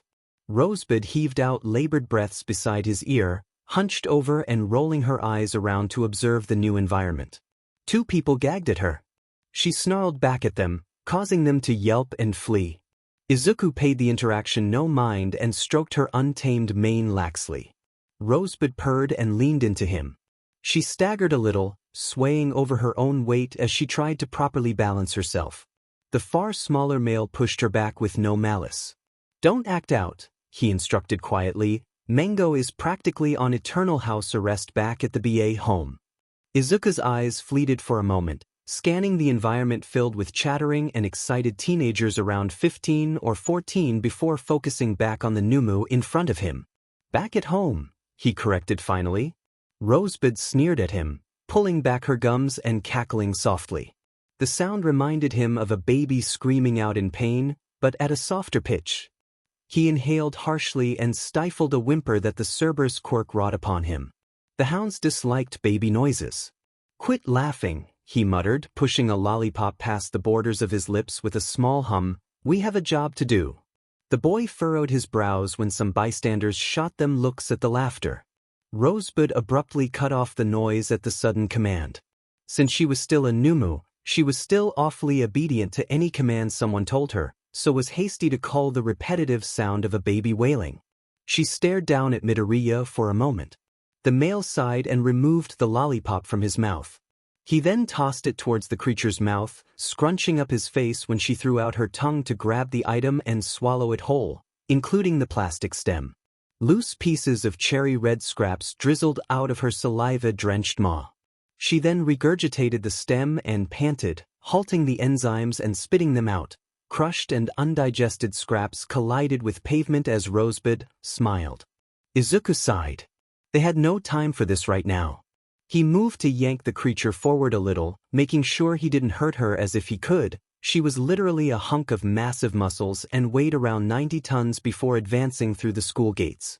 At the moment, he was quite happy that the authorities managed to drop the suicide of Midoriya Izuku seen a few months back, thus meaning that nobody really paid too much mind to the fact that someone who was declared dead and then not dead 7 months ago was roaming passively with a giant entity at their side. It was nice. Rosebud swayed beside the male, eyes fluttering shut whilst thrumming out small melodies. Izuku vaguely the melody resembling the lullaby music he'd play on his phone so the Numis could stay asleep. Rosebud probably learned it to comfort either the others or herself. Either way, it was surprisingly nice and made Izuku relax a tad. And then he remembered 2 vital things.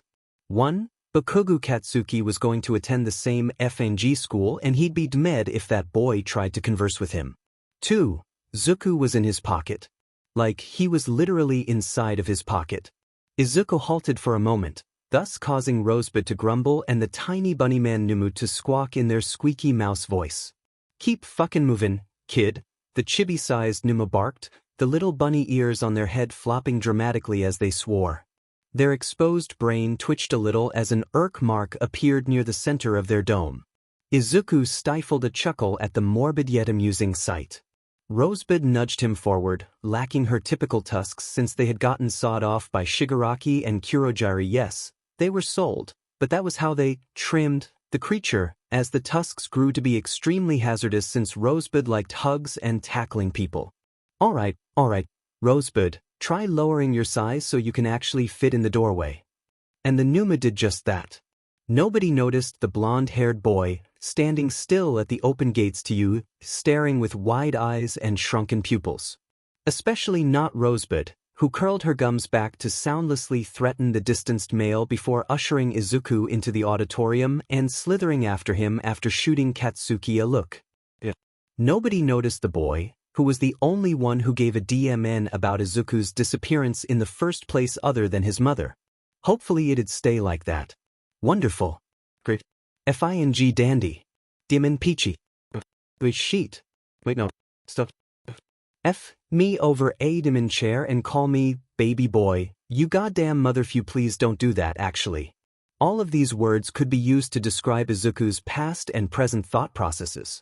XPLCT, vulgar, and incredibly confusing.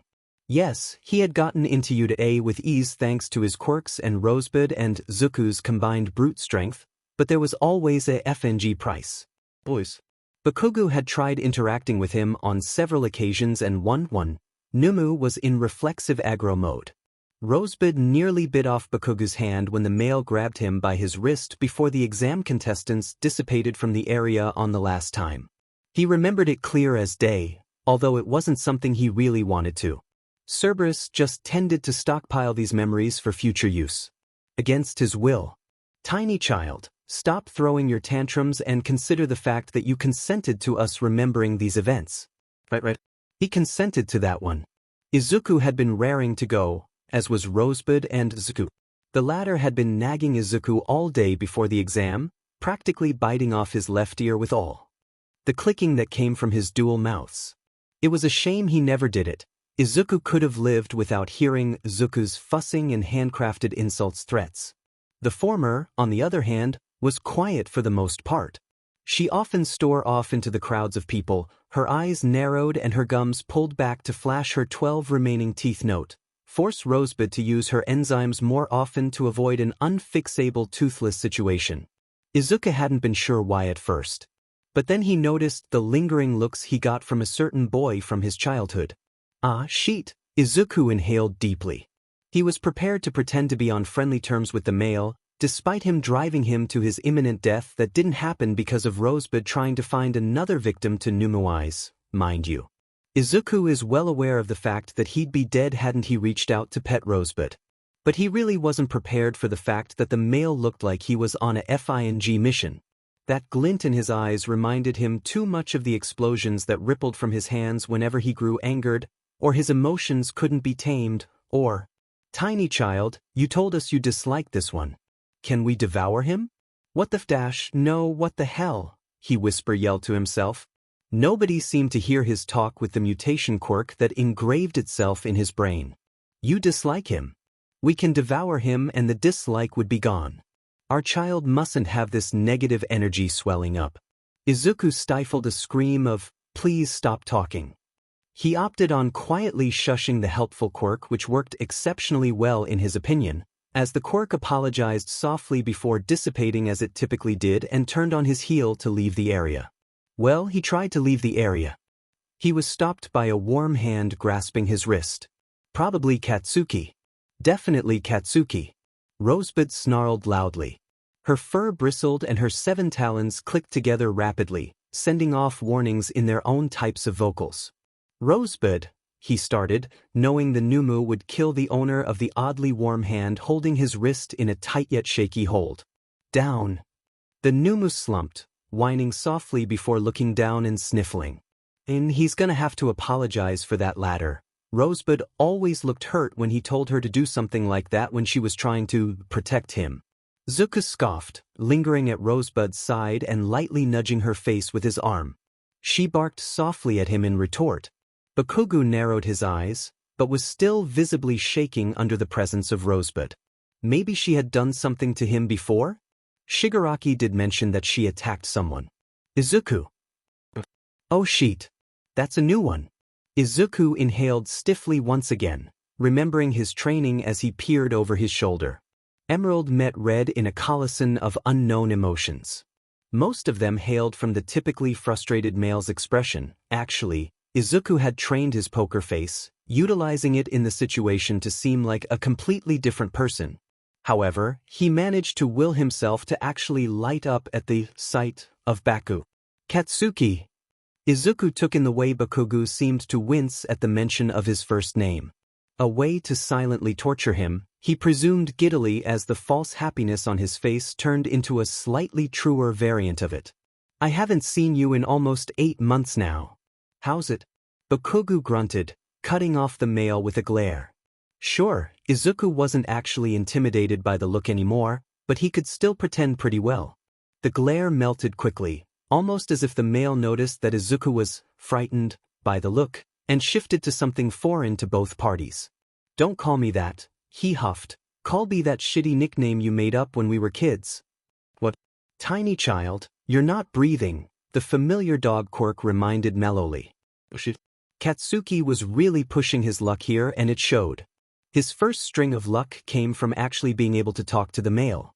Second was not getting his body torn to shreds by the demon monstrosities that were apparently Izuku's quirks.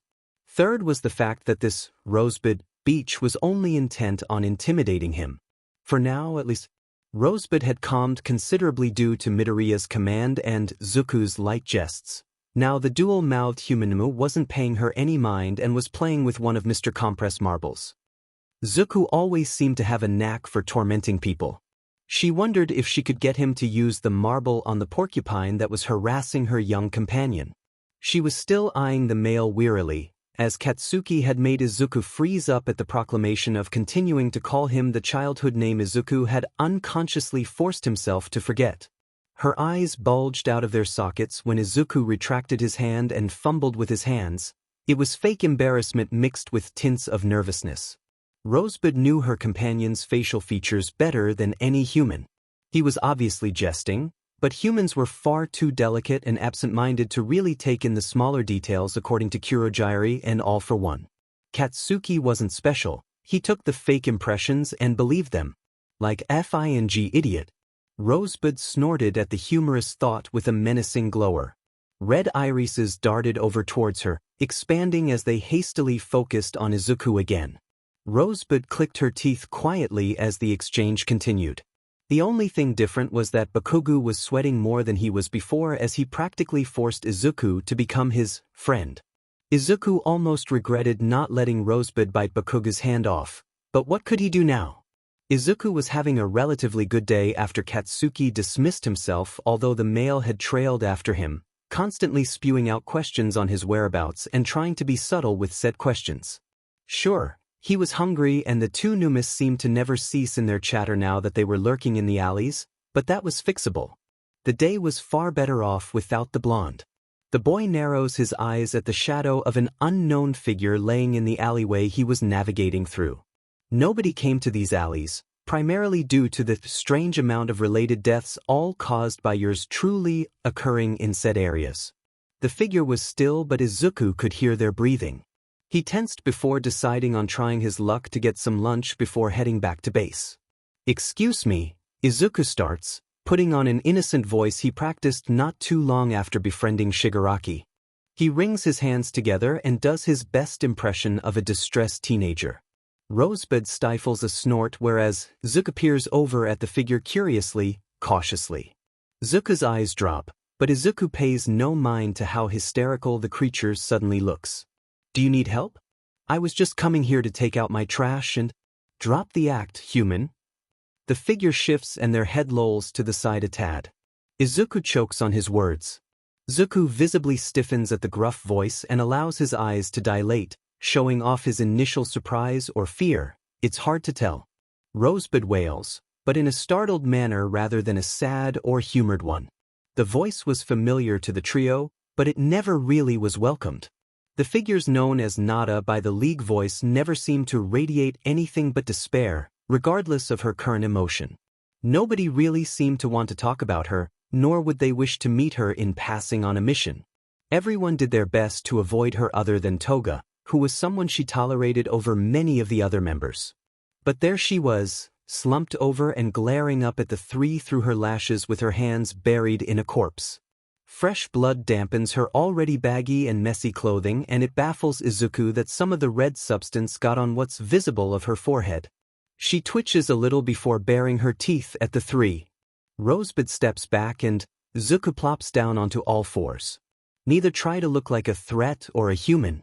That leaves Izuku vulnerable and open for grabs. Hideous at the sudden scent that wafts out of Nada's flesh-filled mouth when she opens it again to snarl. Izuku withdraws from the scene just a tad. The stench of raw flesh has him reeling, and he fights his quirk in order to keep himself in check. Hunger gnaws at him disapprovingly. Nada slides her tongue out from her tusked mouth and laps at the blood drizzling from her hands like a parched traveler. Her spine practically lurches out of her back, and Izuku tries to ignore the thought of gnawing the thinning flesh near her bones. Nada wouldn't taste good, she'd taste far too sweet. Her quirk is powerful and would probably send him into an uncontrollable frenzy if he thought about even nipping at her skin. The thought of picking at one's skin has him reminded of Zeno, and he relaxes a tad. Nada quirks a brow in his direction before wiping her saliva-covered hands on the sides of her dampened pants. Izuku doesn't want to know if the dampness came from the victim's tears, blood, or something completely different. It's better that way. "Hands sent me to get you," is all she says before lifting herself up and glowering. Her two beady eyes little become heavily emphasized with the glower, and Izuku's happy mood drops to nearly an all-time low as he shrivels back into Rosebud's warmth. She's cold from her own bewilderment. "Ah, Shigaraki sent you?" Nada snarls once more, and Izuku quiets himself for the second time in that alley, looking away from the aged woman with a horrendous quirk that Izuku never would dream of using. "Come," says Nada, "and without question, lest you want my teeth." She turns to drop onto all fours and crawls away from the three. She expects them to follow, he deciphers after taking a small moment to register her flawed Japanese, or she'll kill them. The thought accompanied with the sight makes Izuku shiver, although he's truly no better than the cannibalistic half-nu. She's probably a full Numu at this point, but he's trying to give her some respect. "You're far better than Nada, tiny child. She has long lost herself. You haven't." "Not yet," he thinks grimly, and the quirk doesn't reply to his thought. He frowns. Rosebud nudges Izuku forward, pressing him to walk slowly after her. He does so stiffly. Izuku whispers something, then he's trotting ahead of them and carefully timing his steps. Making sure his footsteps aren't too loud or his furred paws never touch Nada's bandaged feet. It was strange how tense the happy atmosphere had gotten upon Nada's appearance. Nobody whispers a sound, and if they do, they're silenced by Nada's icy glare. Now that he knows he won't be snarled at or even dragged into another training session if he looks, Izuku peers over Nada's strange features as if he's one to talk. The facial expressions of an elderly woman show in the furrow of her brow and the sullen cheeks of someone who's seemingly been starved, but that's all the resemblance to an actual human that Izuku can see. Other than the facial expressions, she only has a slightly rounded chest and practically no waistline. It's obviously abnormal to look at but still interesting enough to have attention. The green-haired boy silently thanks whatever gods are out there that it's far too dark for anyone without a night vision quirk to properly see anything anymore. He keeps his pace behind the wrinkly entity who went by the name of Nada, with Rosebud and Vu forming a line beside her. Izuku takes the time to observe his colleague more. Much like Rosebud and Izuku, she has 4 arms but lacks the fur that the chaotic duo has. Instead, she has rough, scarred light blue skin with white hues painting her chest and wrinkles that adorn her chest and nape only. Everything else is either muscle or somewhat flat. Of course, she has 2 eyes that practically glow in the dark with their equally blue hues, and Izuku finds it somewhat disturbing in all she is a palette of soft blues. She's not soft. He's been allowed to slide her head once, and it was hard and wrinkly and disgusting. Nada clicks her teeth together and Izuku nearly steps on her swishing tail. He inwardly screeches and reels back, swallowing a sigh of relief when she didn't seem to take notice of his close call. Rosebud shoots him a sympathetic look for forcing him to the back row before looking forward again. Zuka does nothing and says nothing, if hunching over a tad bit more than he already was could be classified as nothing. Izuku goes back to analyzing the cannibal to calm his racing heart and slightly labored but quiet breaths. Her head was oddly dome-like. It reminds him of the Predator in the old Predator movies Bakugo would force him to watch. He grimaced at the memory and sidestepped her tail again. Moderately long spikes protruded from both the sides and the top edges of the back of her head, each and every one of them taking on a dark blue hue. Some stacked atop of one another, whereas others were lined messily. They go from the end of her skull all the way down her spine, ending near the tip of her tail. All of them twitch in unison, as if they're sentient and know Izuku is watching them. He stiffens, but keeps walking. As he had done all those months before, he finds himself pitying her again. The woman No, creature that wrought scars upon his body and nearly tore him in half with her training regimes, where she would only fight and never speak. He had no right to pity her. Izuku focuses on the last feature he finds interesting before he's cast away to the depths of despair if he trips up on her body language or accidentally touches her. Her tail was like a monkey's, he notes. He narrowed his eyes a bit at the swaying lump of flesh. In shape, and in length and speed. She's wrapped it around his legs once and thrown him into a tree before, successfully putting him in coma for several weeks. Powerful quirk, take it, his own head demands, and he shakes his head so fast that he forgets that he's trying to avoid losing focus. He loses focus just as Nada's tail does another sweep near his legs. It sweeps over Izuku's boots, nearly tripping him hadn't he pushed his heels back. The tips of his boots brush against the skin of her wrinkly appendage and Izuku hastily recites his last words in his head. He tries spewing all of them out, but can only manage one. Nada didn't take well to being touched, even if it was an accident. He bore witness to her tearing a villain a new one just because they accidentally dropped a single pint of whiskey on her head while she was dining on a piece of vermin. Izuku fears that he'll end up like that villain, forgotten and dismissed without another word. Nada falters in her steps a tad. Rosebud whinnies like a horse only with a baby's voice and Izuku rears up. Both are tense and worried for the outcome. But nothing happens. The elder soon picks up the pace again and everything returns to normal. Rosebud is no longer in distress and Izuku falls back down onto all fours as to not be recognized as a human entity. They make it to the base and Nada peers up at Izuku for a moment. She then rears back on her haunches and snorts. Right in his face. A misty wetness cloaks his nose and it's just then he notices Nada has a mouth that's split into fours that's horribly identical to the predator he used to cry about to Bakugo Kaken. "Rest, blood buddy," says the entity, and then she's crawling into the cat bed Toga and twice made for her a few days ago to rest. It's like a slap to the face. The term of endearment shared between him and Toga specifically due to their similar quirks being used by the cannibal that would gladly eat his sleeping body and spit them out at all for one's feet hurts. And Izuku doesn't even know why. He can't calm down, even when he's curled up beneath his covers. Zuku is laid along the ragged rug that he claims to hate.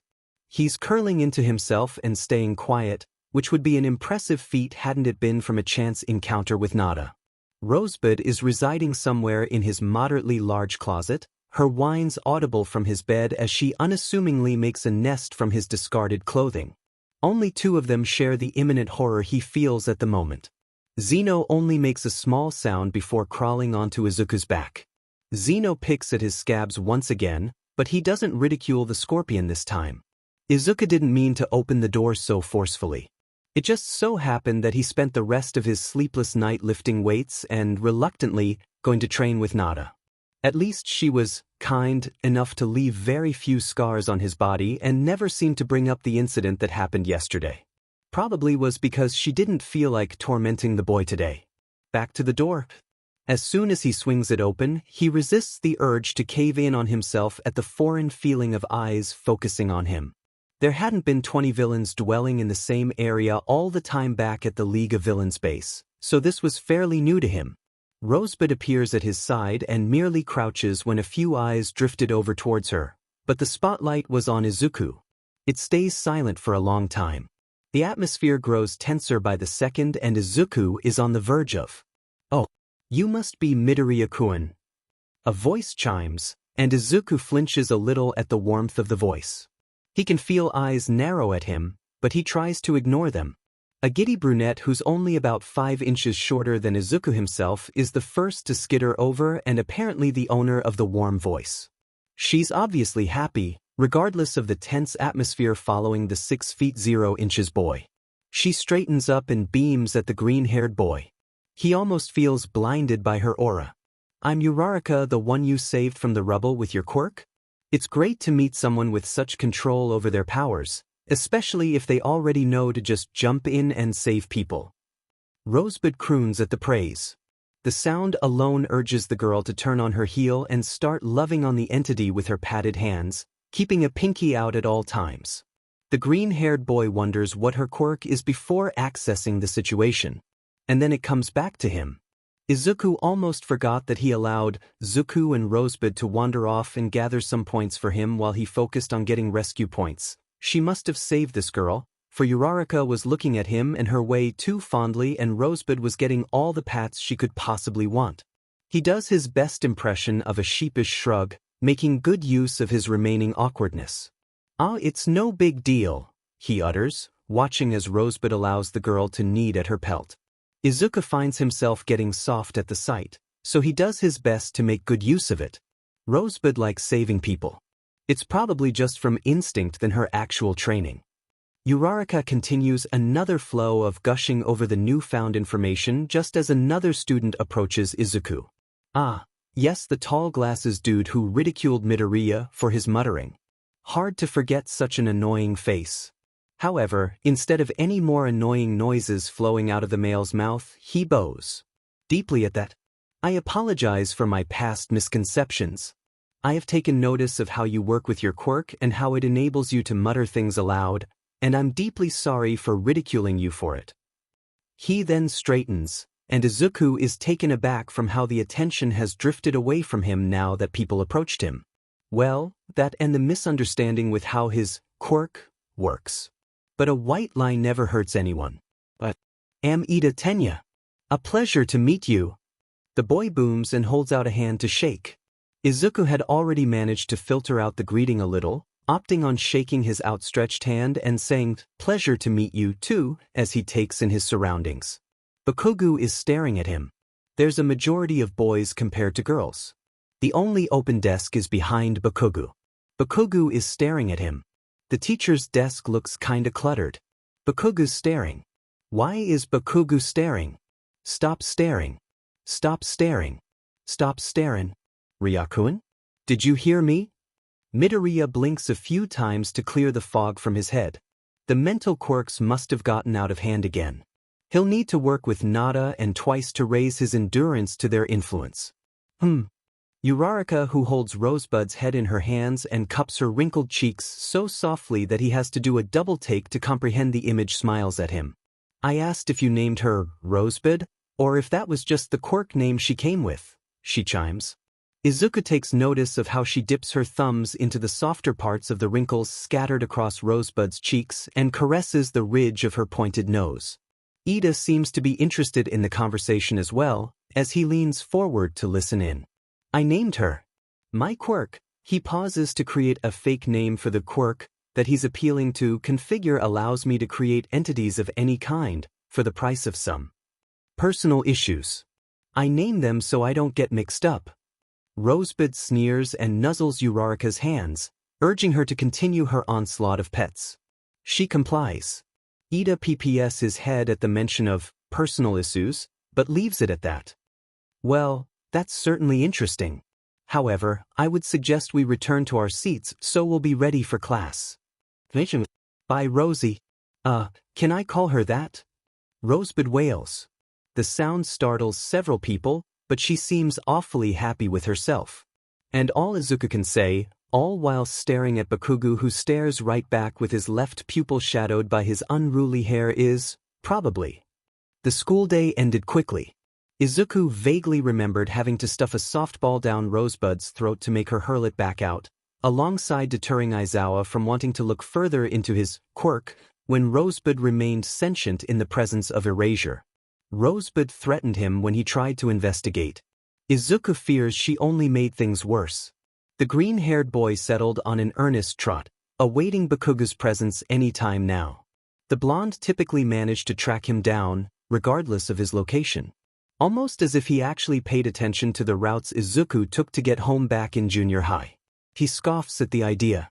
Bakuga wouldn't care for his well-being unless he tried to kill himself and pin it on him. Izuku grunts and stifles a light laugh at the morbid joke of sorts. Rosebud rumbles lowly from beside him in a familiar sign of warning. The sound is similar to all the others she gives him before the blonde approaches. Yes, Bakugu is approaching. Tiny child. That's not the blonde child, the advisor in his head thrums, then they've vanished. It takes a moment to comprehend the information before Rosebud's full-on snarling at whomever is approaching. Izuku takes notice of how she bristles, her fur fanning out threateningly in an attempt to make her look bigger, and looms over Izuku's smaller body. He has to force himself to turn, but stalls a little to weigh the pros and cons of the situation. Possible cons. They could have a weapon of sorts, or maybe they're looking to rob him. Maybe murdering someone to take their mind off of something. Definitely dangerous, and they might react negatively when they notice Izuku knows they're there.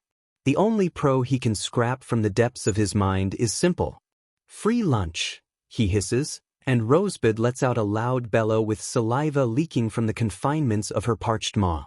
Most is SED up immediately, whereas thicker globs fly through the air as she shrieks. What kind of freak show is this? The figure eyes shadowed but harboring a mouth full of disgustingly yellow fangs and dripping the wafting scent of cigars that Izuku only knows from watching Nada beat an entity, whom carried a cigar and reeked of danger, to death with her bare hands flicks out a switchblade and waves it, as if it's an actual threat to Rosebud. Come on, you big mutt. Piss off and let me steal some goods from the little boy next to you. Izuku is taller than this person by at least 2 feet. Rosebud cackles momentarily before shifting back to her scarier demeanor. He stifles a scoff and instead reaches into his pocket. Quietly, as Rosebud provides a barrier of anger and protectiveness, he turns on his phone, waits for it to start up, and hums at the time shown. It's around 3:40. If he deals with this quickly, he'll be able to give some food to Nada to bribe her away from the thought of extra training. Sir, if you don't put the weapon away, I'm entitled to defend myself. Izuku's speech is ever so slightly slurred. He's not up for fighting now that he thinks about it. But if he was, he'd like to have someone like Nada to tussle with someone who'll leave marks behind and scarring memories that elicit a fire in him whenever he has to face them again. However, Nada was not human. She didn't have the ability to fall victim to his false innocence. This person did. The assaulter who doesn't seem too bright or right in the head in comparison to normal people laughs. You may be tall, but it's not like you could fight back. Oof.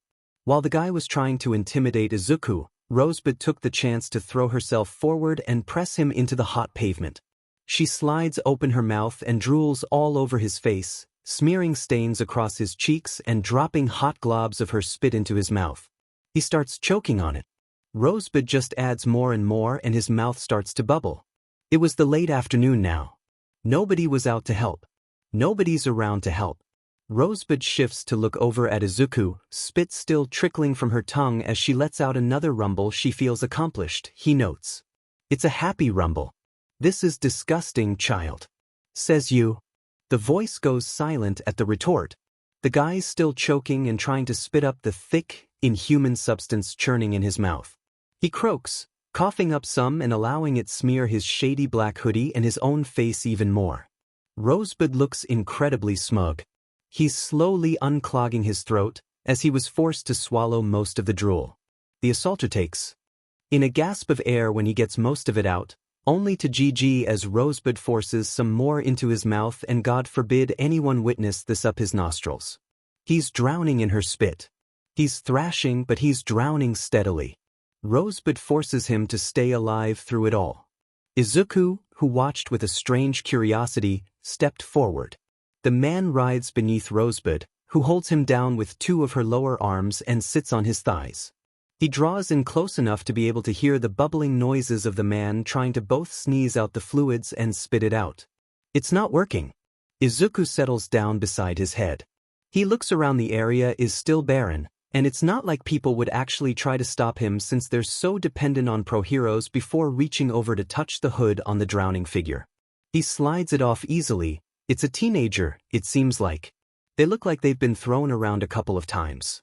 His eyes trail over to Rosebud, who has stopped dropping heavy doses of saliva into her victim's mouth to peer over at Izuku with innocent eyes. It's betraying of the fact that she's torturing someone right now. She sticks out her black, wet tongue and looks back down at the male, who's heaving up both drool and vomit due to the morbid appearance of the scene. The slimy tendril-like appendage swings around before slapping the sides of his cheeks, slathering them up with more drool and skinning up the residue. His eyes look panicked, and he tries to squirm away, only to GG on the bodily fluids drizzling out his mouth. Leave most of the body intact, Izuku thrums distantly. His eyes have lidded and the forest green dims down to a darker hue. Me and Nada prefer the organs over the external flavors. He reaches over and places a thumb on the drowning man's nape, pushing down to force up more residue. His brows furrow. Maybe drag him into the alleyway so we don't get any surprises. Rosebud nods, drawing away from the male and instead hoisting his vomiting and limp body up. She tucks him under her arm and swallows the vomit and drool she gathered from his face. Izuku watches wearily, not fond of her eating human residue just yet, but treks after her nonetheless.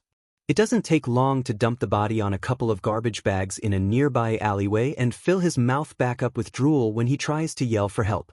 The green-haired boy stands in the entrance of the alley, watching out for Bakugo while Rosebud toys with the temporary chew toy. He can hear thrashing and garbage bins being knocked over before he sights a familiar speck of blonde hair accompanied by red orbs in the distance. Hastily, he turns heel to face Rosebud. Her tongue is practically throating the guy, having been stuffed down his esophagus and making a small bump in his chest. Izuku knows he won't last any longer. Anything for food, he guessed. He shushes her and she raises her claws to squeeze at the victim's throat when he tries to scratch weakly at her hands again. The bags rustle. Oi, da Izuku. Izuku's green pupils dilated at almost being called Deku. He hastily calms himself down before he does anything rash. His pupils slowly lose their bloated form. What, are you gonna ignore me now? I said, hello. Technically you didn't, but go off, blonde child. The boy stiffens just a tad at how close the voice seems.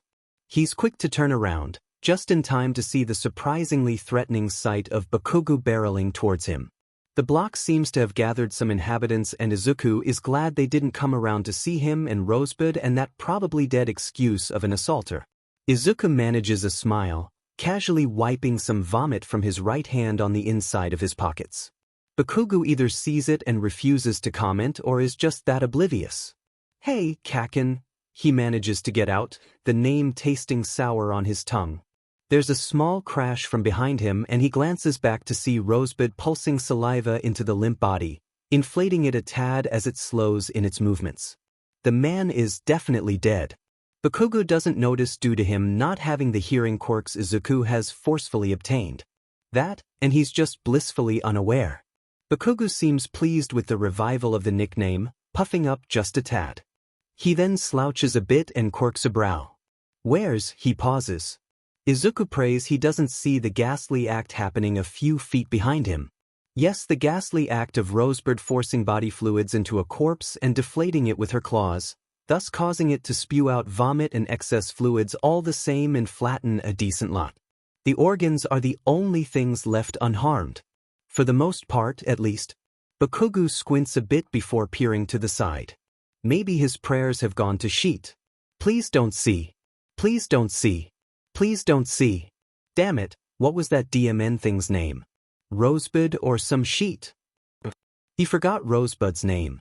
Izuku lets out a quiet sigh of relief, his scarred fingers stinging from the chemicals engraved in the body fluids he forced out of his soon-to-be shared meal.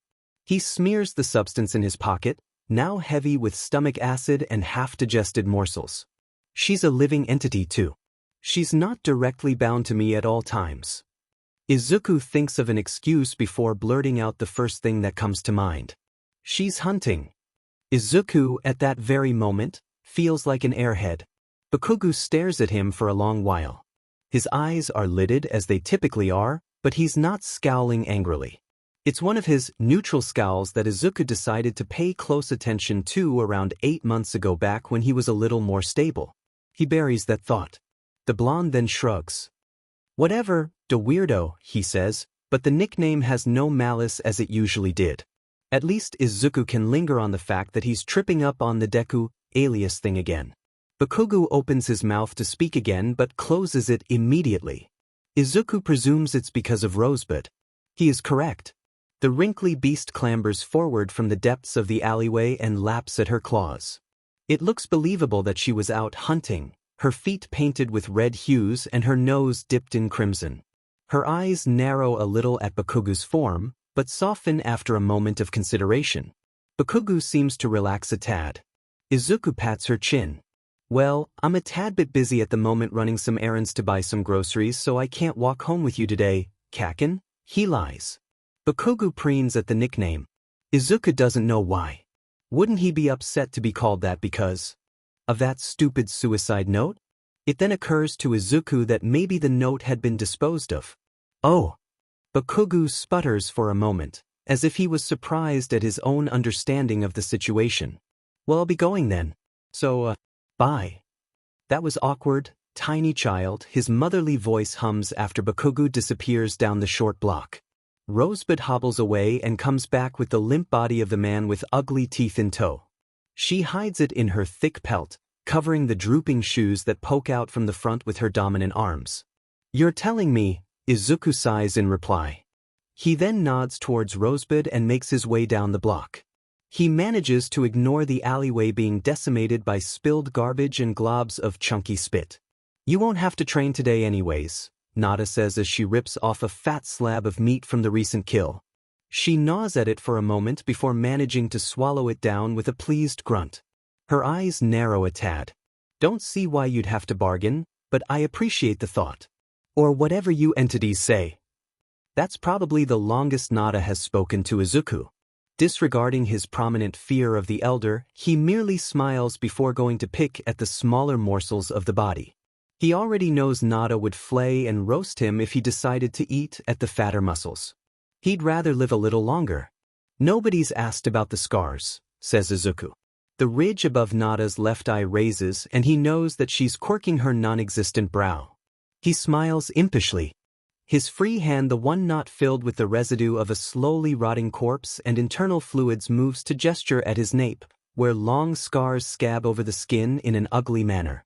Bruises throb on the sides and sometimes leak out their own type of residue when probed at. Nada merely clicks her tongue against the roof of her mouth.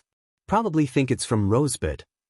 Nada nudges over a few slabs of the fat she found in the male's corpse over to Izuku and sniffs at a vein she pulled from the body.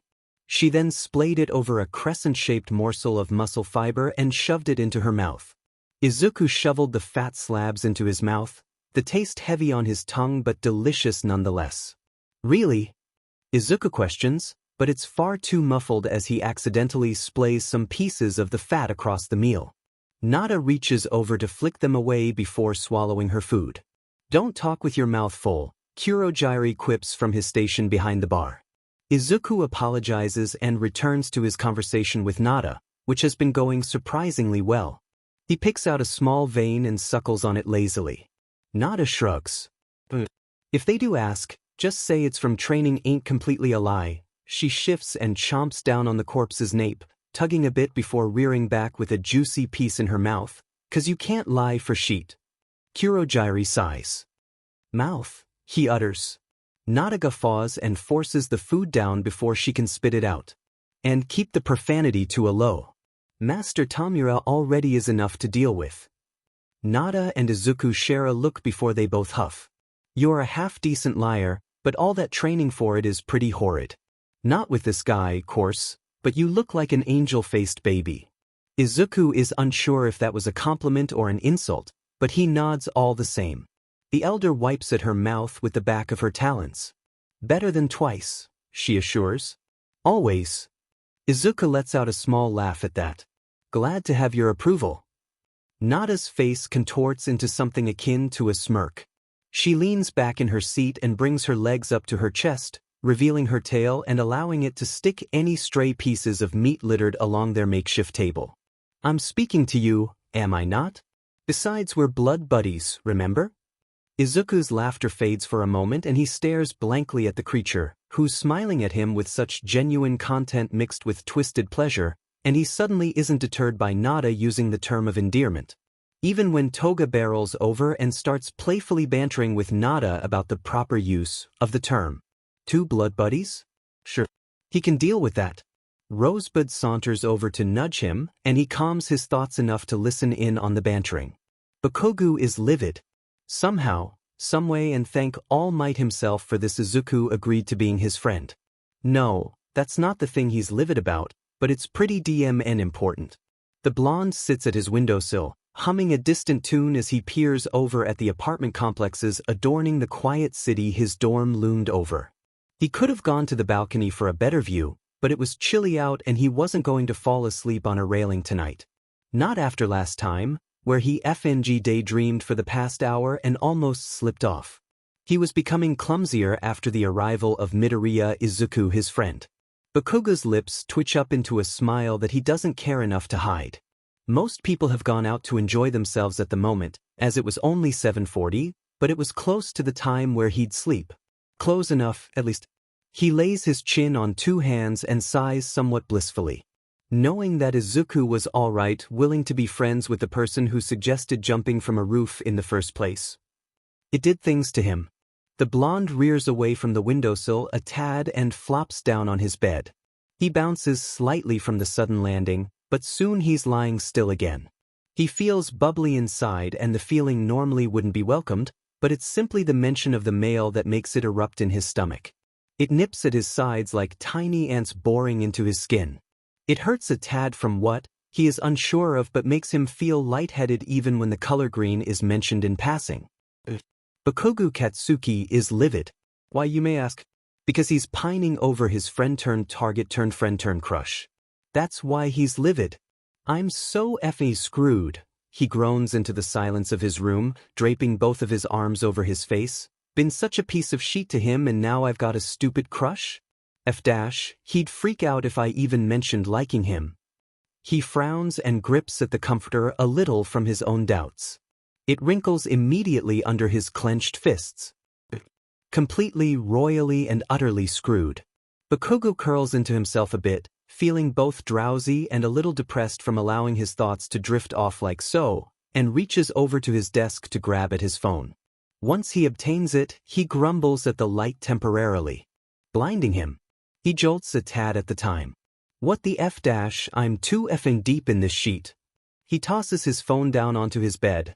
It bounces and almost slides off the side, and rushes out of the room, but not without grabbing the needed supplies for a shower and smoothing out his clothes. Yes, he managed to mess them up while curling up and thinking about Izuku. Shut up. The time read 8:30. A raid. Izuku leans over the table and peers down at the game plan strewn across it. X's and circled points cover most of the paper. He purses his lips a little and angles his head to glance up at Shigaraki. Sounds like fun. But how many numas are you going to use to try and detain Hapu Tobu?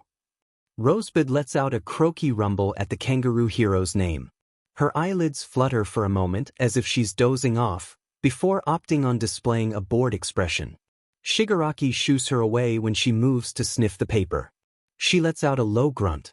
We can't risk utilizing all of them, the hand-covered male thrums eerily. His gloved fingers draw unintelligible shapes into the hardwood surface of the table. But the plan is to use at least 3. Then there will be a balance in the party, defense, offense, tank, and a healer. Rosebud barks. Kurogyri, who hasn't ever moved from his station behind the bar, as he was listening to Shigaraki's plan, shushes her. Izuku reaches over to pat the creature's pelt when she whines. So, let me get this straight, he takes a short swig of the drink he was previously indulging in. You want to raid a place? Shigaraki nods. Izuku tips his glass back against his lips and gulps down the remainder of his drink. He narrows his eyes at the bitter aftertaste. Because of a little girl, he finishes. His boss huffs. I just explained myself to you, Midoriya. He takes a hold of his own beverage and downs it in one swig. Izuku is tempted to ask if it's alcohol but decides against it. Just when he's about to talk once more, Nada slinks over, peeking over the table due to her staying on all fours. Her tail drums against the ground. The sound gets Shigaraki's attention. He promptly sputters at the sudden appearance and takes a minute to swallow down his drink. Izuku, handyman, greets Nada. Midoriya spares a glance at her to take note that she's showing no signs of leaving now. Shigaraki grunts in response, coughing a little before he gets his bearings again. Need to put a fin bell on you or something, he says. Nada bares her teeth at the suggestion. It goes unannounced. Shigaraki then leans forward and points at the little map. Okay, Midoriya, the little girl that I'm willing to bring 3 Numas with to retrieve is named Gaishi Hibi. Have you ever heard of that surname? Izuku blinks a few times before slowly shaking his head. Nada snorts in unison with Rosebud at the scowl on their boss face. He slams a hand down and rattles the table. Kurogyri sighs in the background as Shigaraki's cup topples off the side. That kid is the child of 2 infamous villains. Shigaraki practically screeches. Both have been locked away in solitary confinement, leaving their child up for grabs. This is the only chance we'll have to gain a force to be reckoned with. The green-haired boy was not fazed by the screaming. Izuku stares at his empty cup before lifting it a little. The red and pink liquid it housed swishes around the shape engraved into the bottom. Rosebud takes it by the handle and waddles off to refill it. The distant sound of sloshing and hacking implies that the drink was actually just regurgitated from the creature herself. Well, what's her quirk? He questions. Rosebud returns with the drink filled to the brim with the red liquid, and a pig's eye and an earring can be seen floating around in it. Izuku immediately grabs at the handle to gulp down more of it. Dabi and Spinner make noises of disgust from their footstools at the bar, whereas Toga playfully jees before downing a concoction of her own. Kurogyri shakes his head and wipes a clear glass with a handkerchief. Nada licks her talons and picks out a strip of hair from the space between her teeth. She throws it aside, just as Shigaraki calms from his unnecessary tantrum. It's called Medusa, he says slowly, as if Izuku is too incompetent to process words that are spoken too quickly. Izuku scrunches up his face a little at the pettiness, but continues to drink. Shigaraki blinks. When Izuku stops to try and avoid the pig's eye and the earring, he speaks again. She can turn anyone she deems a threat to stone and keep them like that. Izuku sputters and swallows the pig's eye. He coughs for a moment before forcing his throat to relax, thus allowing the organ to slide down his throat with ease. Nada snorts at the action. Okay, wait a second, Izuku coughs once more, soon calming down due to Nada and Rosebud patting his back. He pauses before staring at Shigaraki again. What the actual Shiggy? Nada guffaws and Rosebud chortles. Shigaraki cringes a little. Don't call me that. So, did you hear about the last robbery that happened a few days ago? Katsuki shovels an entire slab of meat into his mouth, the slab itself drenched with skis and cupping spicier noodles. He swallows it down greedily and licks his lips clean of the residue. Some of it remained, but Izuku didn't say anything about it.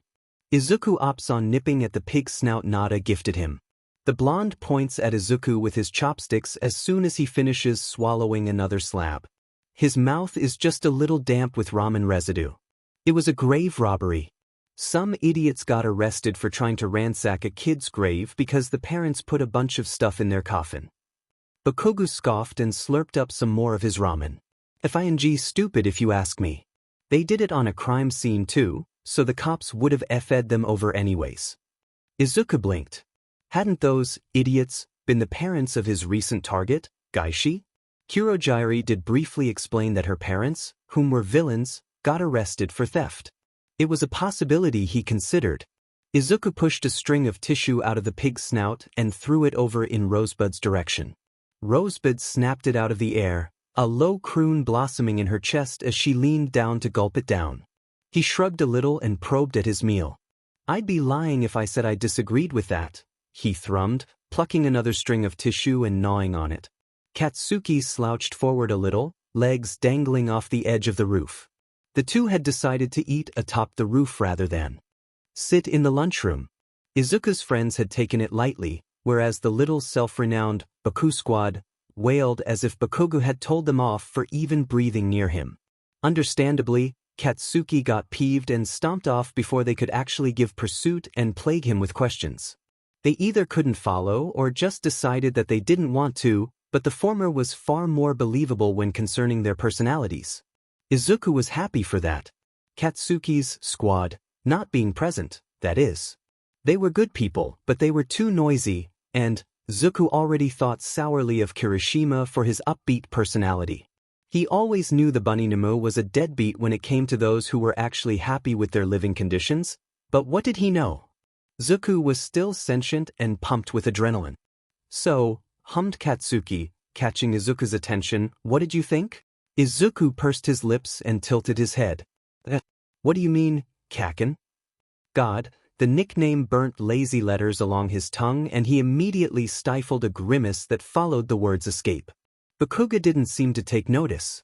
The roof, the blonde grumbled. His eyes remained focused on the horizon.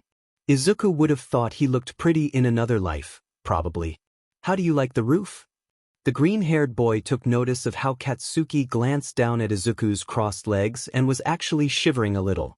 He assumed it was from the cold air slapping them from all sides, albeit the wind wasn't too vigorous today. Izuku shrugged. It's nice, I guess. There's a little breeze. Katsuki interrupts him, putting down his meal and turning to glare at the male perched beside him. The F-dash, you know what I'm talking about, Izuku. He barks. Izuku blanches for a moment before wincing. Rosebud nudges the side of his face with a dried tongue and he rubs her snout. That, he mutters. Did Bakugo really need to bring that up now? When he was actually enjoying himself in the other's presence for once. A scowl slips onto Bakugo's face, which was once relaxed and examining the horizon. Izuku thought that was a better look on him than this. Yeah, that. Did you actually forget about that sheet? He accuses with a jut of his finger. Rosebud shifts anxiously, but does nothing. Izuku's eye twitches before he wills both of them to narrow at the opposing teen, begging him to try and accuse him of something. The green-haired boy inhales deeply. Kaken, he starts with a light hiss to the nickname, you told me to jump of a roof and I did. I honestly don't think I can forget something like that, regardless of the methods used to try and do so. Katsuki pauses. Izuku relishes the small look of regret that becomes prominent in his expression. Katsuki then scoots over towards Izuku, getting a little too close to his personal bubble's edge. Even if someone brainwashed you? He questions, his voice dropping a few octaves. The idea disgusts Izuku, and Rosebud croons a low note from his side. Izuku forces himself to look away from the strangely calm red pupils that had been slits only a few seconds ago. Instead, he glares at Bakugo from the corner of his eye and bares his fangs. He scoots away. I will bite you, Katsuki.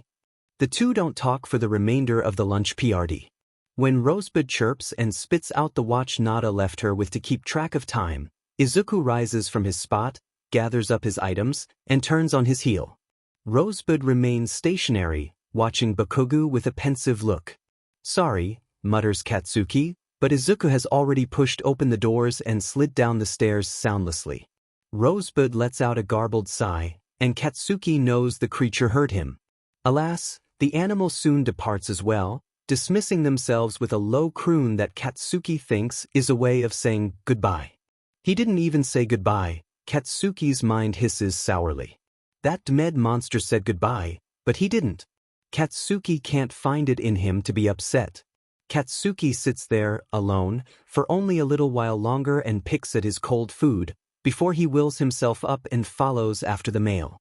The bowl is left at the edge of the roof. A snake grasps onto the rim and tugs it over the edge cautiously, surely keeping it from tipping over as it disappears beneath the hood of the rooftop. Another snags up the used chopsticks and disappears the same way it came. Nothing is left at the edge of the roof, but someone dines upon the cold leftovers gleefully. I hate him, Izuku hisses as soon as he is seated at the bar counter. Mango chews at dog kibble beside him, only moving whenever his foot got too close to her face. I hate him so much. He talks too much and won't let the past stay in the FNG past. We know, Midoriya-kun. You've said it several times. Kurogyari hums passively, but says nothing else when the boy repeats the sentence for the umpteenth time. Mango hisses and headbutts Izuku's knee when he kicks her on accident, almost sending him right out of the seat as she drags her bag of dog food to the backrooms. Nada's already knocked back her 5th glass of whiskey, and she's far from wishing to deal with Izuku's ranting.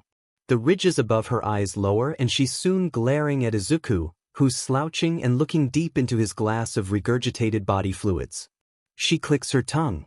"Do you?" she begins, shoving the glass towards Kurogyari in a silent request for more beer, "or are you simply in a state of denial?" Her voice is ever so slightly slurred, but she's in a position where she looks sober enough to play off being drunk. Perhaps she wasn't drunk, as she had half the tolerance of a typical Numu, but it was her 5th drink that evening.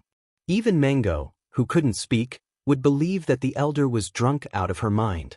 Not like anyone would know Mango's opinion, of course. Izuku narrows his eyes. He glances up at Nada and scowls. She continues to stare at him, undeterred by his appearance. "I don't remember being up for questions, Nada," he quips. Nada frowns, which is a horrid sight due to her split maw. Spit seeps from the edges of her mouth and she raises a claw to wipe it away. "I don't remember asking you if you hated someone or not, Izuku," she mocks, wringing her claws around the handle of her drink once more. Izuku goes to say something in rebuttal, but is interrupted by another. "This is the only time I'm saying this, but Nada has a point," chirps Dabi from another stool, a glass of an unknown concoction in front of him. "You seem to deny a lot of things," lettuce head.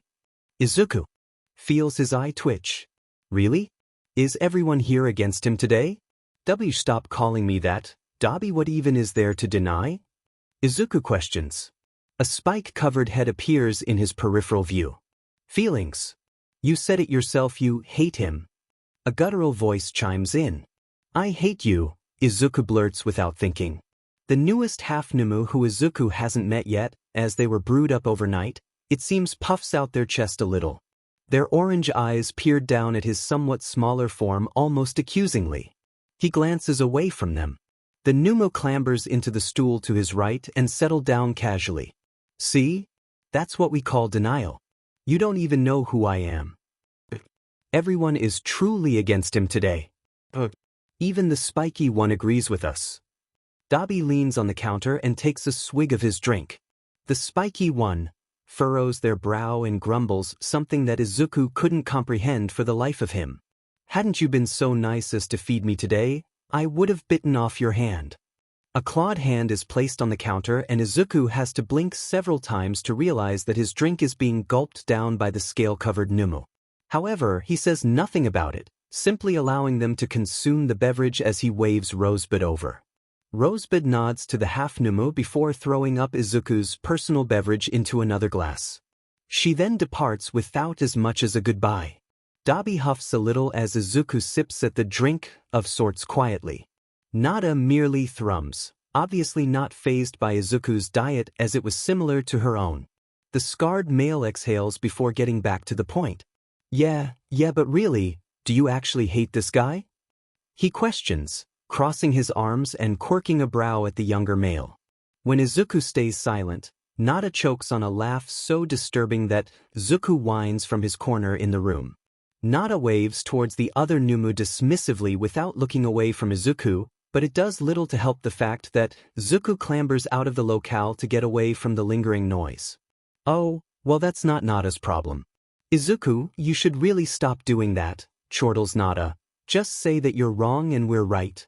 Izuku furrows his brow and pouts a little, thus causing the half-Numu to sneer and swallow down more of their beverage. The green-haired boy tilts his head a little. "Doing what?" he questions, putting down his drink with a small frown beginning to take over his face.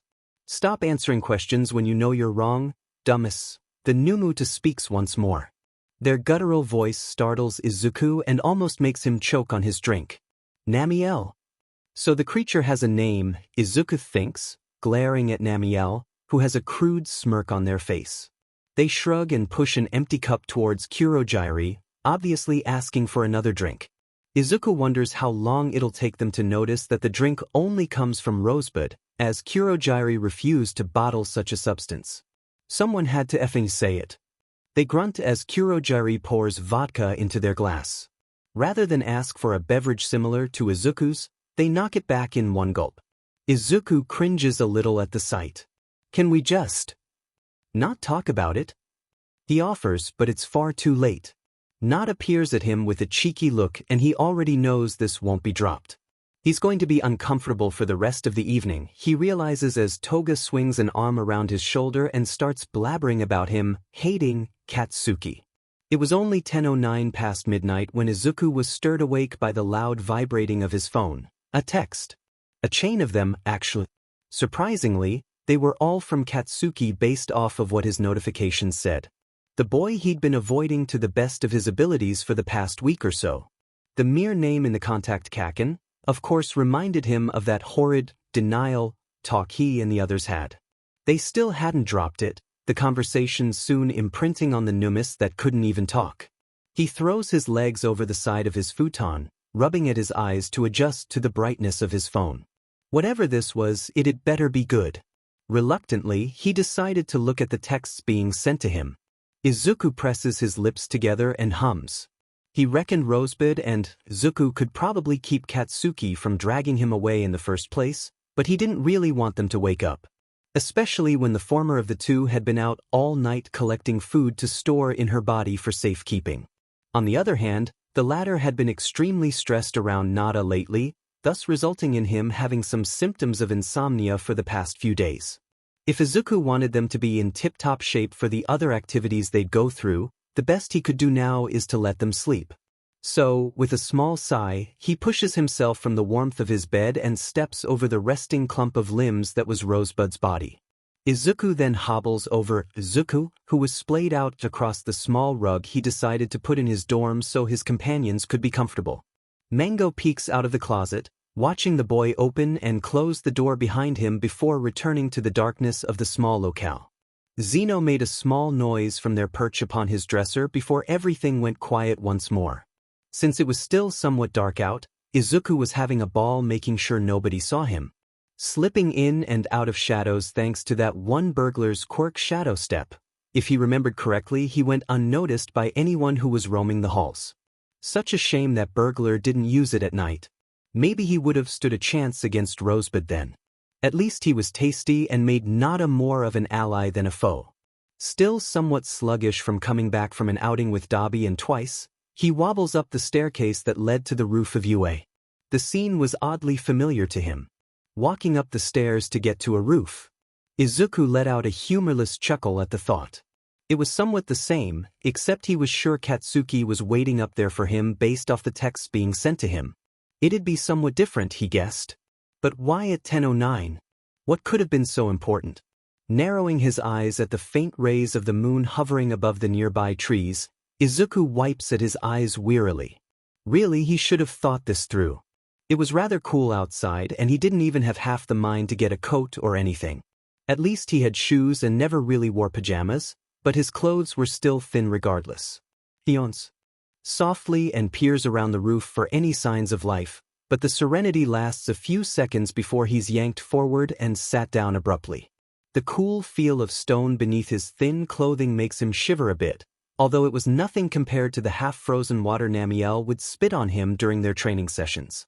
The familiar figure of Katsuki crouches in front of him. The moon illuminated the outline of his figure, his eyes seemingly shining under the moonlight. Izuku would be ashamed to say that he thought the male looked a little attractive in said setting. Just a little.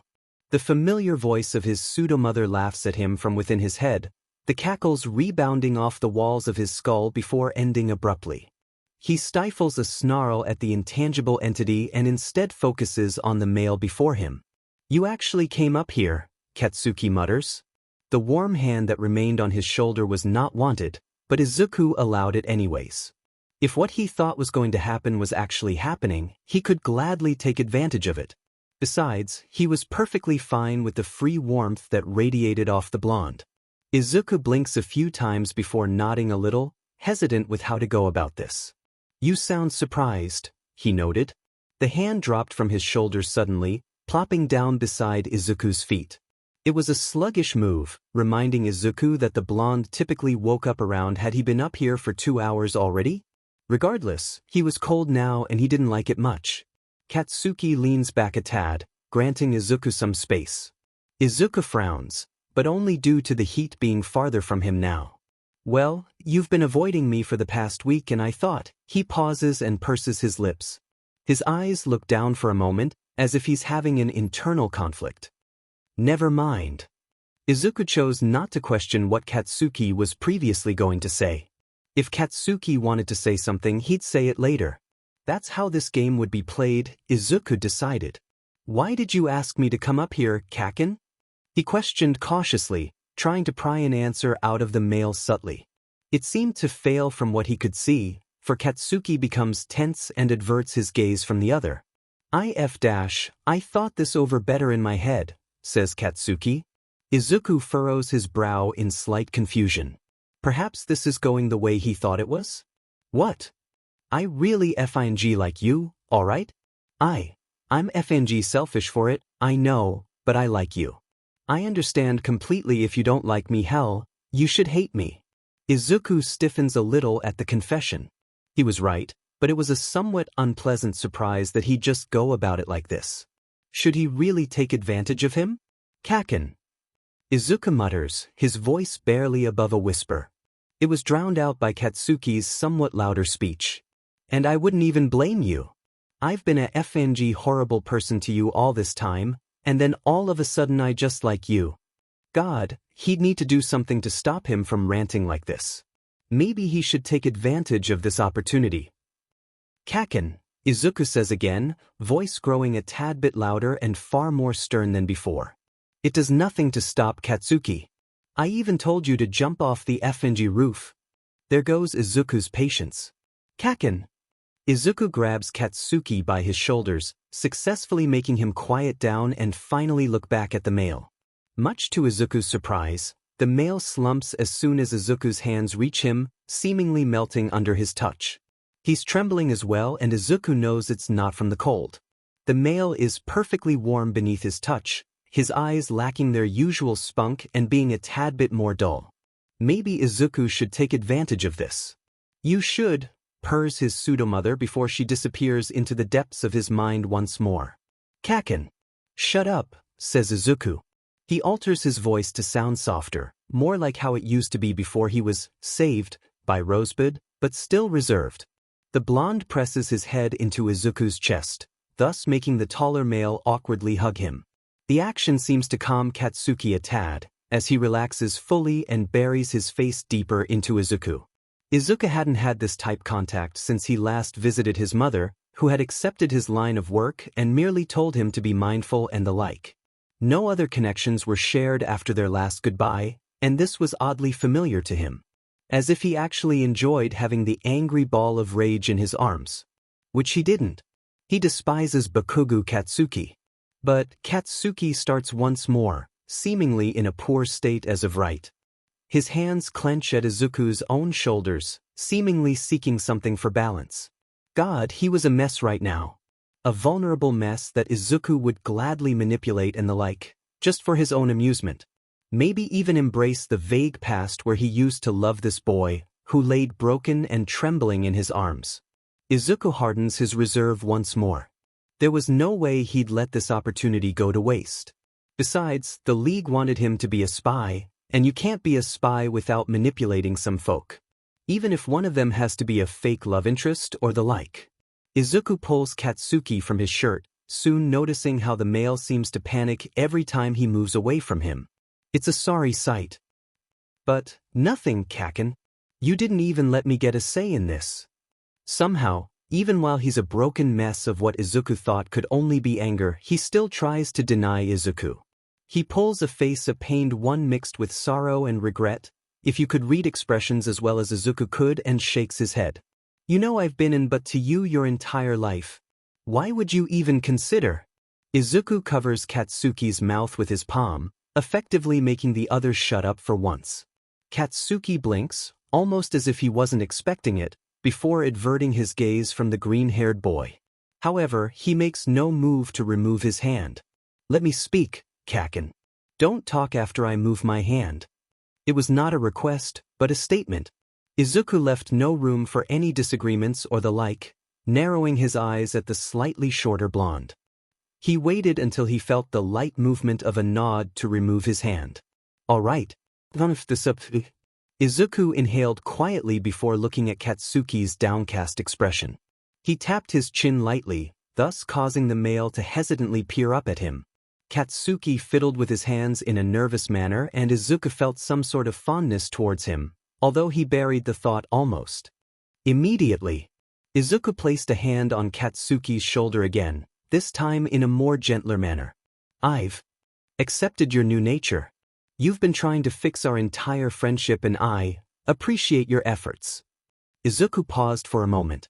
Katsuki was looking up at him with a hopeful expression, having curled in on himself with a small frown and furrowed eyes.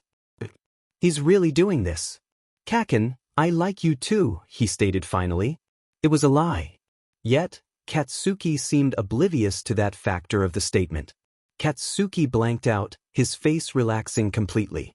His clenched fists dropped from Izuku's chest and he stared past him. He blinked dumbly. "You do?" Izuku nodded slowly as he'd done before, amused by the display before him. "Holy shit. Oh my fing god. You like me?" A bead of sweat slid down the side of Izuku's face, and he lightly pat the male's shoulder. "Kaken, calm down." The pats seemed to do absolutely nothing but rouse the beast once more. "You think you like me?" Katsuki repeated once more, a strangely large smile on his face as he lifted up the taller green-haired boy and practically smothered him in a tight hug. The hug was the least of Izuku's concerns. He was far more concerned about the fact that he no longer was on the ground. "Kaken, put me down." "So, this is the girl?" A man with a canine's face murmurs, peering down at a girl who he held by the collar of her clothes. Said clothes were damp, obviously on the verge of tearing, but he didn't seem to care much. His accomplice shrugged, gnawing on a stick of bread lazily. "Seems so," retorted the other, who had a more avian-like face. They scratched at the plumes scarcely growing on their nape. "What are we supposed to do with her again?" "Dunno. Maybe bring her back to the boss." The canine narrowed his eyes as the girl squirmed a little. His tail hung low between his legs as the snakes hissed at him. The tiny girl whined. Let me go. I want to play with my toys." She muttered, eyes lidded as she squirmed about even more. It seemed to aggravate the snakes. The kid's far too calm about this all OW. "Snakes. One of them bit me." Kanin Man almost dropped the kid but relished a hold on them as the snakes began to occasionally bite at his wrist. The avian licks their beak clean of breadcrumbs and wipes some from their feathers. They then eye the chaotic two wearily. "Why don't you just cut them off? Not like the boss would mind much." They suggest absent-mindedly. The canine furrows his brow before reaching into his pocket and flicking out a pocket knife. The snakes only began to hiss loudly, alerting the kid. Her pupils dilate and she kicks about, now scratching at the hand holding her with slightly sharpened nails. "Hey, don't touch my snakes." She practically screeches, hissing and biting savagely at him. The avian watches as the canine gets nicked by her surprisingly serrated teeth, pulling out his dull knife due to the pocket knife falling from the canine's wounded hand. He then advances, placing the knife to one of the snake's exposed throat and listening to the girl snarl. "The FNG stupid kid.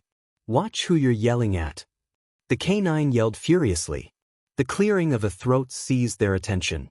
They instantly froze, all looking at the possible source of it. Izuku rounded the alleyway corner, narrowing his eyes at the sight of unknown people in his minor territory. What were they even accomplishing here? Didn't everyone know that most of the missing people's cases took place in this area? For all one knows, they were merely just a couple of dumbass burglars. Rosebud loomed beside him, glowering at the potential threats and letting out her vicious snarls that made the canine seem like a mere pup. Izuku straightened out his messy mask on his villain's attire, examining the unknown intruders cautiously. They had what Shigaraki wanted, and he'd be dead if he inevitably lost the target because of some thunderheads. I'm sorry to interrupt on such short notice, but what are you doing to that girl? He questioned rhetorically, his eyes lidded and gaining a dangerous glint to them. The avian took a step back, pointing the knife at the teen and his companion. Since Rosebud looked more similar to a giant hound because of the lack of light and bristled fur, nobody assumed that she was quite horrifying, to say the least. At least they couldn't see her forearms, or when they would have bolted right then and there. The avian scowled and cawed at him. None of your business, kid. Scram! They yelled. The unfortunate girl squirmed about even more, now baring her pearly teeth and snarling viciously at the two. The writhing snakes followed suit. Let me go, let me go. She snapped, thrashing about. The avian, torn between watching the witness and keeping the child silent, merely yelled at the kid. It didn't relieve the situation. Quit squirming around. You effing imp. She lunged forward and clamped her teeth down on the canine's calloused palm, holding steady until he completely wrenched his hand away. Blood painted her mouth and Izuku thrummed, overwhelmingly wanting to taste the same liquid on his tongue. Just not from the abducted child, as that'd be both quite immoral for him and bad since she was the specific target for his side mission. Oh, the little sheep bit me. Yips the canine, who switched hands to observe the bleeding teeth marks engraved into his padded palm. Izuku watched on quietly, amused by how stupid the duo was. Did someone send out these two idiots to capture a single, yet dangerous girl? Who a bunch of different people were trying to get? If so, that makes 3. He elbows the beast beside him, gaining her attention with ease. He then flashed her a small smile. Rosebud, wanna play fetch?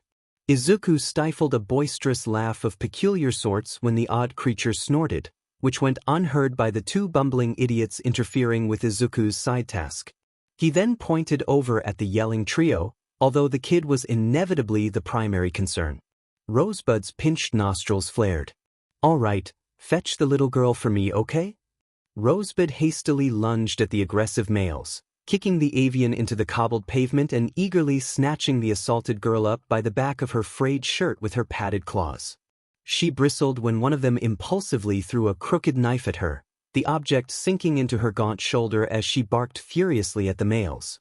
The girl, much to Izuku's liking, immediately held onto the ragged fur of the unknown entity and cuddled up to her. How entertaining, huffed the plaintive voice that lingered about in his dear head. He unanimously agreed with her. The canine panics, scrambling frantically to desperately try and recover his weapon. Get your effing mutt away from me. Rosebud snapped his pocket knife in half, ingesting it before baring her 6 decayed teeth at the attacker. Hey hell. What the hell is that thing? The entity butts him away from her before clambering over his injured body and obediently stopping in front of Izuku. The girl with snakes for hair rubs at Rosebud's pelt, thus causing the creature to thrum softly. Doggy. You are so fluffy, she hummed out. It was a surprising contrast from how she'd been in her captor's grasp, thrashing and attacking him with no remorse when he attempted to harm her. She was smart, knew when and when not to fight back. Good girl, Rose. Now, put her down gently. Rosebud plopped the girl down at the green-haired teen's feet, tail wagging at the praise. Said girl rubbed at her eyes before peering up at Izuku curiously. She was inspecting him, and he decided it was her deeming if he was truly any better than the men who tried to cut the snakes from her scalp. The snakes blinked at him. Izuku reached over and rubbed Rosebud's snout gently. Good girl. Play tag with the mean men, okay? Rosebud stood still for a moment, pupils dilating for a moment. Izuku then peered behind the wounded beast, minding the writhing bodies of the 2 wounded men slowly come to and frantically try and gather themselves. Aggressive tag, he corrected, smiling maliciously as the hideous creature immediately turned heel and lunged at the canine. She's quite the eager one. She enjoys pleasing you, Izuku, spoke the voice once more. He almost couldn't hear it over the sound of the snake's occasional hissing and the screams and howls of pain hailing from one of the men.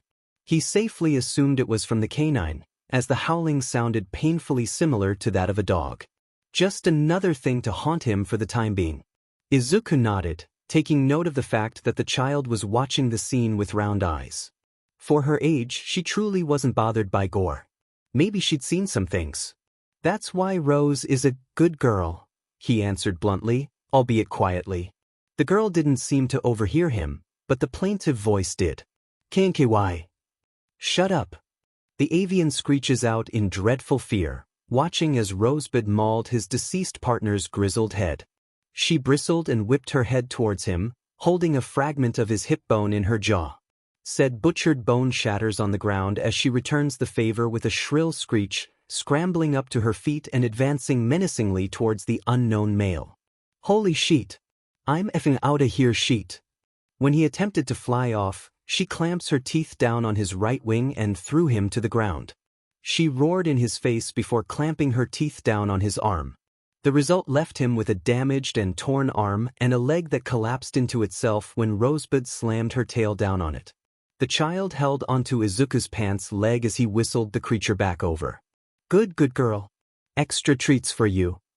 Izuku croons, placing both hands on the sides of the creature's face. She thrums happily at the affections, but soon peers down at the child. She nudges them with her nose, only to purr when the snakes probe at her curiously. The girl looks up at Izuku, and he swears he can see the stars in her eyes. "Thank you, Mr. Green." "Mr. Green." She decides, nodding to herself as if she made a grand conclusion. "It's cute. Almost like a little sister of sorts," he presumed. He drops into a crouch in front of her, minding the king cobra perched in the middle of the confusing mess of writhing snakes merely staring him down. Her quirk was fascinating. "It's Midoriya. Midoriya Izuku," he corrects softly. The child doesn't seem to mind the minor correction, instead nodding once more and beaming up at him with fanged teeth. "Oh, but thank you, Mr. Midoriya." She corrects, seemingly not possessing an actual grasp on honorifics. He doesn't care enough to inform her about them. At least not now, concerning the dead and almost dead body lingering near some dumpsters in front of him. "Where are your parents?" Izuku asks, trying to make sure he didn't retrieve the undesirable person. There were uncommon cases of people having the same quirk, and he didn't want Rosebud to have consumed her energy on these lowlifes if he was mistaken. "Bad people took them away, put them in jail." The girl answered bluntly, tongue darting out of her mouth as she spoke. He naively assumes it's because of her quirk, as snakes commonly handled their tongues to smell. "What's your name, kid?" She stops awkwardly for a moment to recall. "Oh, Gaishi Hibi. I think that's how you say it." Gaishi nods to herself in a careless manner that overly concerns Izuku if she unknowingly has amnesia or the like. "How do you not know how to say your own name?" He didn't know, but he merely supposed having her on the LOV's side would be good anyhow. Even if she couldn't defend herself much, she knew how to do some damage. Those shiny teeth looked mighty sharp when they pierced through padded skin. "All right, Gaishi. Wanna come with me?" he asks quaintly, Rosebud shifting to grimly watch the writhing body of the avian as he slowly loses the will to vainly try and drag himself away from the genocidal maniacs. She lets out a guttural noise that sounds almost smug to him. Gaishi perks, her eyes shining as she nods sporadically. "Thanks." Izuku nods to nobody in particular. "Rosebud, carry your new dear friend for me. My hands are quite full at the moment." He sternly orders. The entity croaks out an ominous hum and scoops up the kid, who makes herself comfortable immediately in the creature's arms. Somehow, Izuku has a lingering feeling that she got into this unusual situation because she depended on ill people too easily. It sure seemed like that was the case. He merely waves Rosebud off, overly focusing on the two battered bodies hungrily. "You two scurry off now. I'll deal with these two here," he hums, and Rosebud bows her deformed head before beginning to clamber up the side of a building. Gaishi doesn't mind the change, holding on to the hideous creature's mane. She then began to hiss out a soft tune to nobody in particular. However, Rosebud seems happy to detect it, clumsily attempting to mimic the noises as she promptly disappears up the gilded roof. "Okay. Bye-bye, Mr. Midoriya," Gaishi calls from above, and then the two are gone. "She's a lovely kid, isn't she?" Izuku says rhetorically, smiling cynically at the avian. Said entity scrunches up their face in profound disgust, spitting out some copper-scented blood at him. It scarcely gets on the edge of his used shoe, only melting into the crimson color of the sneakers. Izuku sneers. You piece of shit. I'll effing ruin you. You stupid effing kid. Barks the bird, resting on his knees due to his evident inability to function his useless arms. Izuku moistens his chapped lips and chortles a tad, undoubtedly finding some sort of twisted humor in the terrible scene before him. But not as gonna enjoy ripping off your foul tongue.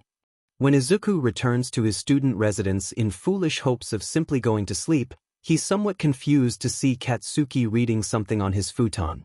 Astonishingly, the mail doesn't mention anything about his fluid overload of exclusive All Might merchandise, opting on skimming a well-worn page of his book quietly. Not only that, but Katsuki almost immediately looked up at Izuku with the fondest look he'd ever seen on the aggressive male's expressive face. It was moderately much for him, to say the least. You're back already, Aizu? Katsuki reasonably questioned, carefully sliding a bookmark of practical sorts between the prominent ridge of the published book and fiddling with it, never really closing the book itself. He then shifted about on the futon to make space for the mail, but instantly took said space back up when Izuku continued to be stationary. Izuku hums a little. He subsequently decides to simply dodge the ethical question and ask his own, somewhat curious about the new nickname that was generously bestowed upon him. He walks onward and peers earnestly at the illustrated cover of Katsuki's book. Some fantasy novel that was immensely popular nowadays. What's with the new nickname, Kaken? Already trying to rub stuff in someone's face now that we're dating? Izuku teases, a bit bored from having to tread all the way here after cleaning himself up. Blood was somewhat hard to get out of fabric, believe it or not. Katsuki looks up at him from under his lashes with a small smirk. Would it be bad to say I've wanted to call you that just for that exact reason? Izuku rolls his eyes, leaned away from the mail and placed a hand over his heart. My pride has been severely wounded, he spoke in a flat tone. Katsuki sneers at him, refocusing on his book with a scowl of sorts. Although Izuku remains 100% sure the mail produces a smile on his face. Appreciate the FING joke, you dork. God, I hate you. That's a lie and you recognize it. Katsuki hums as if he was thinking over it. He then shrugs and prods at the bookmark once more. Maybe. Izuku merely rolls his eyes again. Alright, Kaken. Whatever you say. He sighed contentedly, the little jokes undoubtedly making him feel a tad bit better, even if this was all pretend in the desired end. Why are you so surprised that I'm back? He carefully questioned, actually curious over his boyfriend's bewilderment. Katsuki promptly returned his bewildered gaze to the mail, skimming yet another page without looking. Well, you habitually take what? A little over an hour to actually come back to the dormitory? It's always because of Rosebud lagging behind, or something. He shrugged, keeping his strangely relaxed gaze on the mail. Izuku takes note of that, mentally reminding himself to try and occupy more time with Katsuki to gain his trust more. Oh yeah. He hums absent-mindedly. I sent her off a few minutes ago. I already took her on her little walk around the block. Katsuki stalls in his turning of another glossy page for a moment. He then smiles somewhat smugly and peers up at his boyfriend once more, arching a brow. Oh really? You walk that thing? He questions. Izuku frowns a little, although he knows the male is pulling his leg. That thing just so happens to be a chaotic mixture of an adorable toddler and a rabid dog, thank you very much. Oh my effing god, Aizu. What? I'm right. I should say it. A toddler? Really? And you say all that sheet like it's pleasant. It makes it more endearing. You're a FING idiot, justly says Katsuki. You're the one who's dating me, replies Izuku. Pfuff. No. The two stare at each other for at least 10 precious seconds before Bakugo lowers his eyes back down to his book. He then frowns. Then make yourself useful and get up here before I kick you out, he states. Izuku's jaw goes slack for a second before he recomposes himself. There is no way he's allowing himself get bossed around by someone as emotionally constipated as Katsuki. He instantly throws up his wounded hands. "It's my room, Kaken," he retorts fiercely. Katsuki schemes another page of his book, not even sparing Izuku a careless glance. "I came here first." Izuku frowns and crosses his arms. Were they positively undertaking this? An argument about who maintained custody of Izuku's room? "No, you didn't." "By all means I did. I've been sitting in here ever since you left out." Another page skimmed. Katsuki subsequently gave Izuku that complacent look once more, peering up at him through lidded eyes once more. "That and I was born first," he instantly added. Silence. But if you listen carefully, you could undoubtedly hear Izuku's incredible patient snap. "Oi, listen here, you little urchin. Izu no F dash. Get the F off of me." "Apologize, Kaken." "Fine. I genuinely like you." "That's not an sincere apology, but I'll take it." "Forever." "What?" "I'll genuinely like you. Forever." "There, that's your FNG apology. Now get up here or whatever, I don't care." "Okay, Kaken. I'll genuinely like you forever." "Be quiet and let me read." "Okay, Kaken." Katsuki sat up from his sprawled-out position on the bed. His brow creased a bit at the sight of his boyfriend pulling on a jacket. He was leaving for work again. "How long are you gonna be out?" Izuku faltered for a moment. "As long as I usually am, Kaken," he replied. "And you're just gonna leave Rosebud here?" "With you, yes."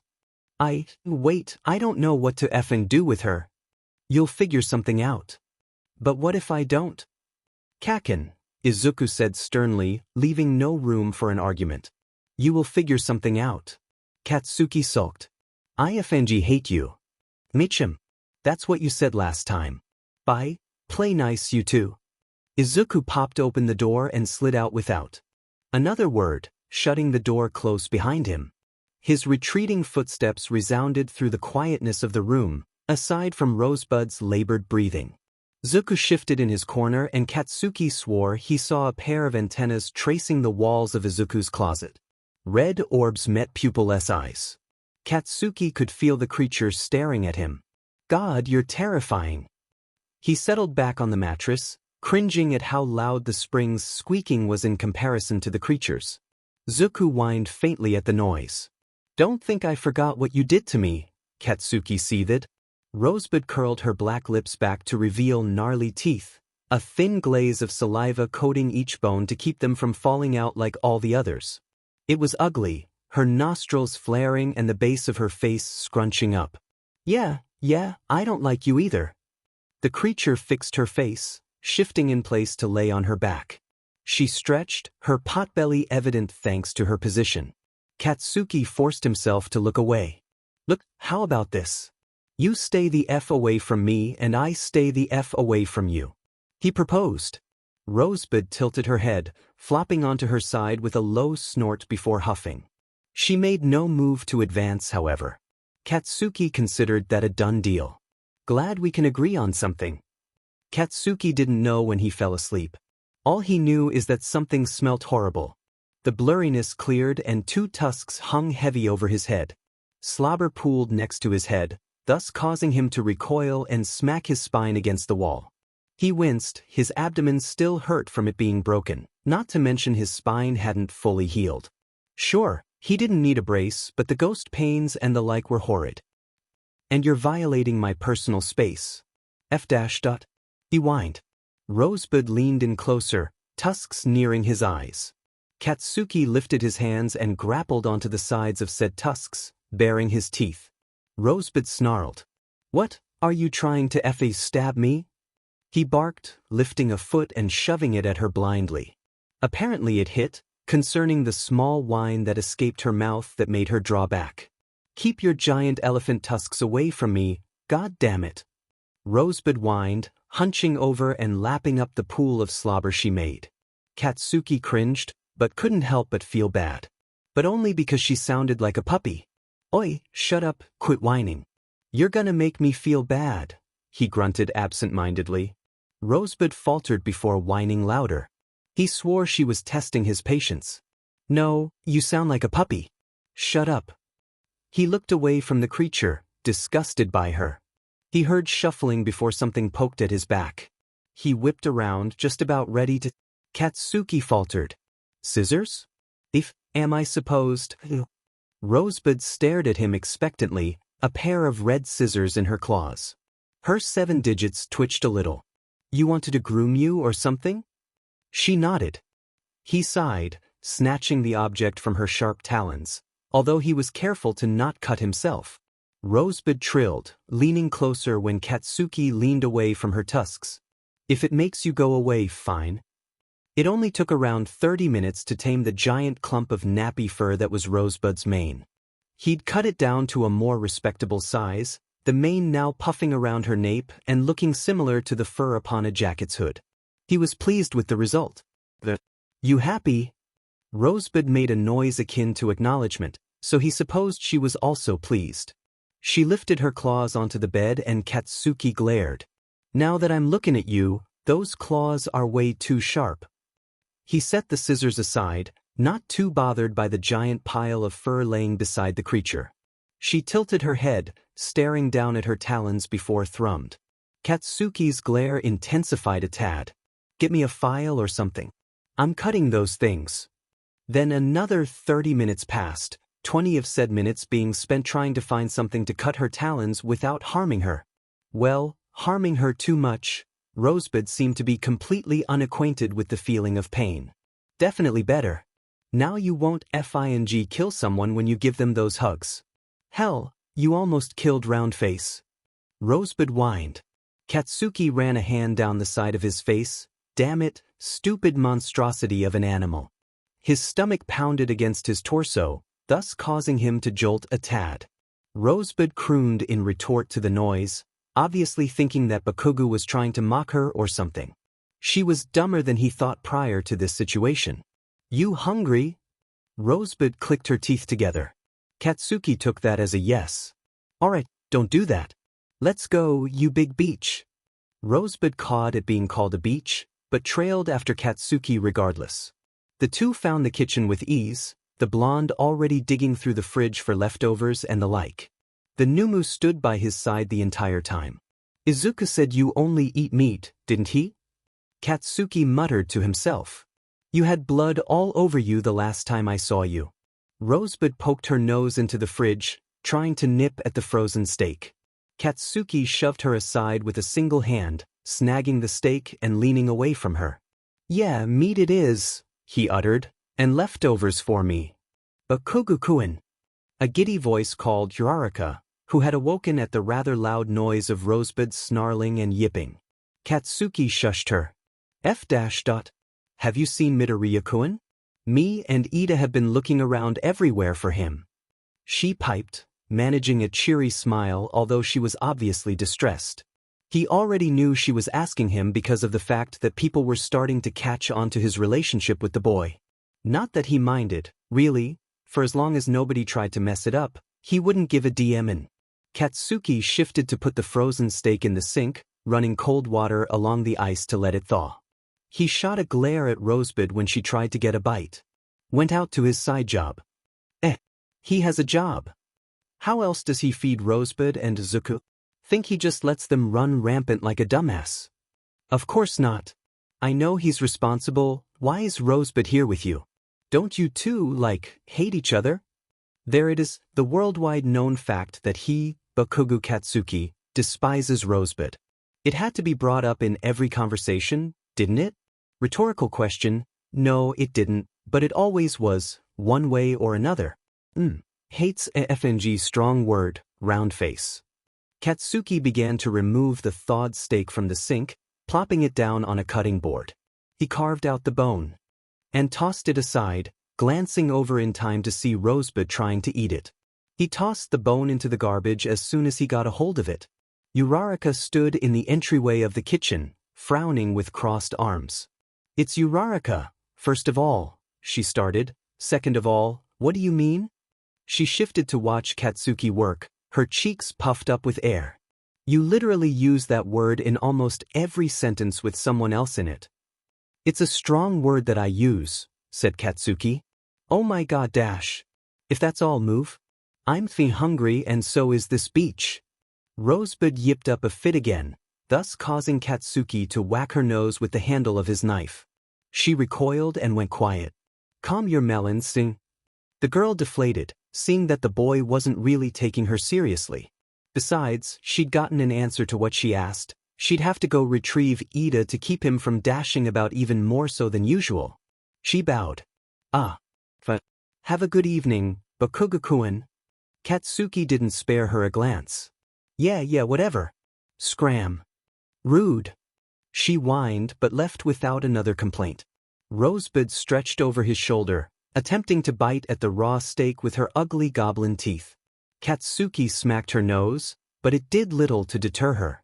At least, the first time he bonked her, the second time was when she drew back, barking at him. Stop, I'm cutting sheet, Rosebud, I swear to God. The blonde pointed the knife at her, narrowing his eyes. Rosebud gurgled in response, sticking out her tongue and panting like a hound. Katsuki grimaced. What, you want to eat this sheet raw? She barked, bouncing a little as slobber began to gather at the end of her tongue. Why did I even ask? Alright, sorry. Move out of the way. Katsuki grabbed the steak, staring at the shifting form of the far taller beast before throwing it at her. She caught it with ease, chomping down and pulling it back into her throat with haste. Even with a potbelly, she seemed to be extremely hungry. How did Izuku manage to feed those things? He didn't want to know. Now let me make my food. When Izuku returned, he was quite baffled, to say the least. Laying on his mattress was not only his boyfriend, but also Rosebud. She curled around him, her tail acting as a blanket of sorts by draping itself over his torso. However, Katsuki seemed to have curled into the creature, using her mane as a pillow of sorts. He knew he'd complain about having pastel green strands in his own blonde hair upon awakening. Had he trimmed her mane? It seemed like he did. She wouldn't shed that much. If anything, she'd shed off the entire mane and grow it back after a month or two. Well, his plan worked for the most part. Zuko had left, as he typically did upon Izuku's arrival. Only due to boss orders, Zuko was needed more often than Rosebud due to the latter working alongside Izuku. Mango poked her head out of the closet, a bundle of hoodies cloaking her figure as she chirped out a small greeting. Izuku settled down on the bed and grabbed a pillow, plopping it at the base of Rosebud's tail and laying his head there. Of course, he had already shed his jacket and the like. He didn't want to torture himself. Rosebud had a stronger body heat than a human did, so she was naturally warm. Or hot, some could say. Regardless, a jacket was not needed. So, with that in mind, he allowed himself to drift off, back turned to Katsuki and head propped up on Rosebud's body. Aizawa furrowed his brow. His black pupils gazed over the crowd of students before him. He cracked his fists and sighed. All right, you antichrists, let's get down to business. About 75% of the students blanched, people like Izuku and Bakugo being unaffected by such a name. They were used to it, as Bakugo was seen as a villain and Izuku was seen as a dead man walking back then. Did he just call us antichrists? Denki squeaked. Todoroki shrugged, nonchalant as usual. He hadn't been paying much attention anyways. Only the important parts about sparring for a grade or something. Probably. Zero nodded to himself. It's understandable, he noted. Denki sulked a little. We're sparring today, Aizawa piped. And no, you will not be earning extra credit for sparring. Several people, Zero, Denki, Kirishima and Mina, sighed. Aizawa glared at them and they immediately shut their pipes, averting their gaze. The older pro-hero grunted softly and readjusted his slouched position. He still didn't stand up straight, but he was slouching enough to appear more intimidating than usual. And that was saying something. Each spar is a grade. If you do well with what you've been told, you'll get a good grade. He informed. Izuku tilted his head, Rosebud nudging her way to his side and panting in his right ear. He pat the side of her trimmed neck, some of the smaller hairs still remaining and prickling him a little, and she moved away. Only a little, but at least she wasn't panting in his ear anymore. However, if you're defenseless and stupid, you already know what grade you'll get. Aizawa continued. The students paled, Denki pouting whilst Kirishima scratched at the nape of his neck semi-sheepishly. The shark-toothed male breathed out a sigh. "Well, that's harsh," he uttered. Denki sneered and nodded along with him, as did Siro and Mina. "I heard that," Aizawa noted. The trio paled for probably the second or third time before shutting up once more. Izuku rolled his eyes at the three, but said nothing. He didn't need to rupture his nice guy attitude he was putting up. "Regardless, you'll all spar today. If you don't spar, then you'll fail." "What if we run out of time?" Bakugu piped. It actually sounded like a good question, Izuku noted quietly. He was almost proud of the angry male. Almost. Aizawa regarded him with a tired stare. Not a glare, an actual stare. Almost as if he, too, knew that was an honest question and respected it. "We won't.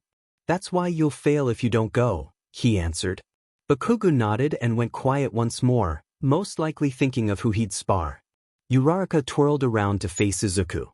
Her smile blinded him temporarily, and Rosebud made a small noise of happiness. Some sort of chirp mixed with a small cry, actually. It caused three people to step away tentatively. "Aizu, you down to spar?" she questioned with a tilt of her head. Rosebud's small noises fell quiet once more. She seemed to notice the tension slowly brewing up from Bakugu's side of the crowd, as he'd probably heard Uraraka. "Who's Aizu?" Izuku questioned, pursing his lips and chewing at the inside of his cheek. Uraraka's aura never faltered. Not even when Rosebud's usual sounds of happiness that came with her arrival dispersed. God, the Numu was on the offensive side due to the fact that they'd be sparring. It'd be no good to have her attack someone over such a thing. "Oh, I heard Bakugu call you that." "I thought dash." "Only Bakugu," Izuku interrupted. His brows creased and he frowned a little. "Only he calls me that." Uraraka sputtered. "Ah, sorry about that. I just dash." Rosebud stepped forward once. Only once. Izuku knew she'd attack her if she kept talking. It was a warning. Rosebud "She's not a threat to us," he yelled at the creature. She shifted before stepping away from the unsuspecting Uraraka, who merely blinked a few times before beaming once more. She uttered out a swift apology before refocusing on the teacher, who was surprisingly paying close attention to that one specific interaction. "Midoriya, keep your quirk in check," he said. His voice was anything but amused, nor was it vibrant. He truly didn't care much for what Rosebud did, it seemed. If anything, he probably wanted absolutely nothing to do with her since she never disappeared when he utilized his quirk on Izuku. There was nothing for him to do. "We don't need casualties this early into the school year." That's what made Uraraka pale. "Casualties?" she uttered. Her voice was significantly smaller than it was before. About time she took notice of the fact that Rosebud would kill her. Even if Uraraka's pats and hugs were the best to the creature. Kirishima shook his head swiftly. "God, everyone just needed to pitch in, didn't they? Rosebud wouldn't hurt a fly," he argued, clenching his fists. Aizawa merely blinked at the bickering crowd, seemingly amused by the stupidity radiating from it. Izuku was certainly amused. "How stupid are you?" Bakugu piped. Several people flinched and Izuku stifled a scoff. It was hard not to, as he'd seen how Bakugu acted with him. Sure, he was a brat, but he was also someone who demanded attention. No, he wasn't paying close attention to his personality. Certainly not. "Didn't you see what she did to those robots in the entrance exam?" the blonde added, his scowl unwavering. Izuku was surprised that he was paying close attention to Rosebud at the time. The two did seem to have some sort of history or the like together. He truly wondered what happened between them. Maybe he could ask Nada or something. Mina sputtered. She then puffed out her cheeks, pouting. "Rosebud wouldn't hurt Uraraka," she said. Izuku blinked as everyone turned to him. Well, everyone interested in the topic, Todoroki and Tokoyami, kept to themselves, wishing to mind their own business rather than discuss if Rosebud would kill one of their classmates. A wise decision, really. She'd snap if anyone else decided to put their input on this thing from here on out. He took note of that when she began to grumble garbled sentences. She was culled with a few pats, but it'd always start back up when another spoke. The boy blinked, slowly and quietly, and shrugged. "I have no right to confirm or deny that statement," he replied. "It was the truth." "You are so ominous." The sparring ended quickly. Rosebud was sent out against Kirishima and, thankfully, the red-headed male was smart enough to avoid getting chomped. Didn't mean he won. Rosebud was a rapidly regenerating opponent, so it was kinda unfair. Nobody wanted to go against Izuku afterwards, if nobody didn't count Bakugo. The rest of the day went by fast too. Most things went through one ear and out another. Other than good information. All for one, and Shigaraki wanted the good information. But now, he resided in Bakugo's room with Rosebud, the blonde himself, and Zuku. The bunny-human Numu was laid out across Bakugo's futon behind Izuku, occasionally muttering something when Bakugo spoke to him. The two seemed to get along well, strangely enough. Zuku always talked about blondes being odd at the very least. They apparently didn't talk about it, seeing as how Bakugo was content with the creature laying on his bed. Bakugo popped Rosebud's nose. He supposedly got annoyed by her trying to pick a fight with his classmates, so he was disciplining her. Physically, because Rosebud never listened long enough without yipping. "Quit being a brat," Rosebud whined and rubbed her nose. Bakugo pointed at her, scowling. "Don't effing you whine at me." Izuku flipped a page of his comic book, studying the form and anatomy of the characters before sketching out a base in his notebook. How else would he know how to draw the people in his class? "If you're trying to DSPLN her, it won't work," he crooned. Zuku shifted behind him, but remained in his position of being used as an armrest. Brains aren't as squishy as you think. They were pretty hard, given the fact that the protection was still in effect. So, unlike the brains he typically dined upon with Nada and Namiel, this one didn't leak fluids when he set a glass of water upon it. The glass held steady. The blonde grumbled. "Well, she's been listening to me enough, oi. Calm the F down." Rosebud began to yip once more, rising back onto her haunches and looming over the red-eyed male. She then continued to yip, although it was primarily pointed at him rather than some unknown entity she seemed to be aware of. Zuku merely said that she saw ghosts and sheet. Izuku took his word for it. Another page flipped. "She's doing it because it annoys you." He hummed, sparing a glance at the scene. Bakugo had his hands on his hips, now glaring at Izuku. He held his gaze for a moment before looking back at the Numu, who grew silent again. "Oh really? Is that what you're doing here?" he asked, and Izuku knew he was talking to the brain-dead creature. He sneered. Bakugo frowned. "She says you're lying," he said, pointing at Izuku. Rosebud wailed in agreement. Izuku felt his eye twitch. "See?" The green-haired boy dragged a hand down the side of his face. He had no time for this. "Kaken, stop with the pet talk. If you think this is the first time this has happened, you are wrong." "Nope. You're a liar." Rosebud said so. Bakugo insisted. Rosebud curled back her lips and chortled, a haughty noise that was also borderline cynical. Well, borderline cynical to anyone other than Bakugo, Zuku, and Izuku. Hell, Uraraka stopped trying to give Rosebud pets and hugs after the Aizu incident. Bakugo and Kirishima, who was surprisingly bold, were the ones to spoil her now. Mostly Kirishima. Izuku set down his book to blink slowly at the duo. "She can't even talk." Rosebud stretched herself to look taller. That could only mean one thing.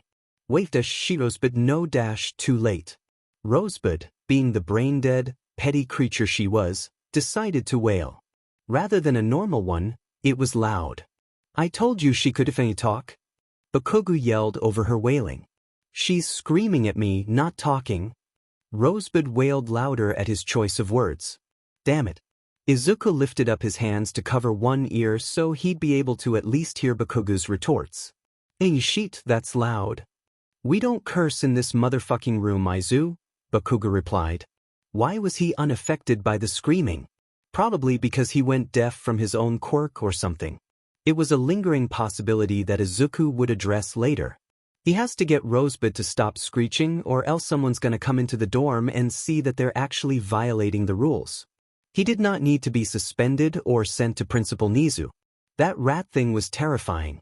"You're contradicting yourself," Izuku retorted. Dimmin' right I am.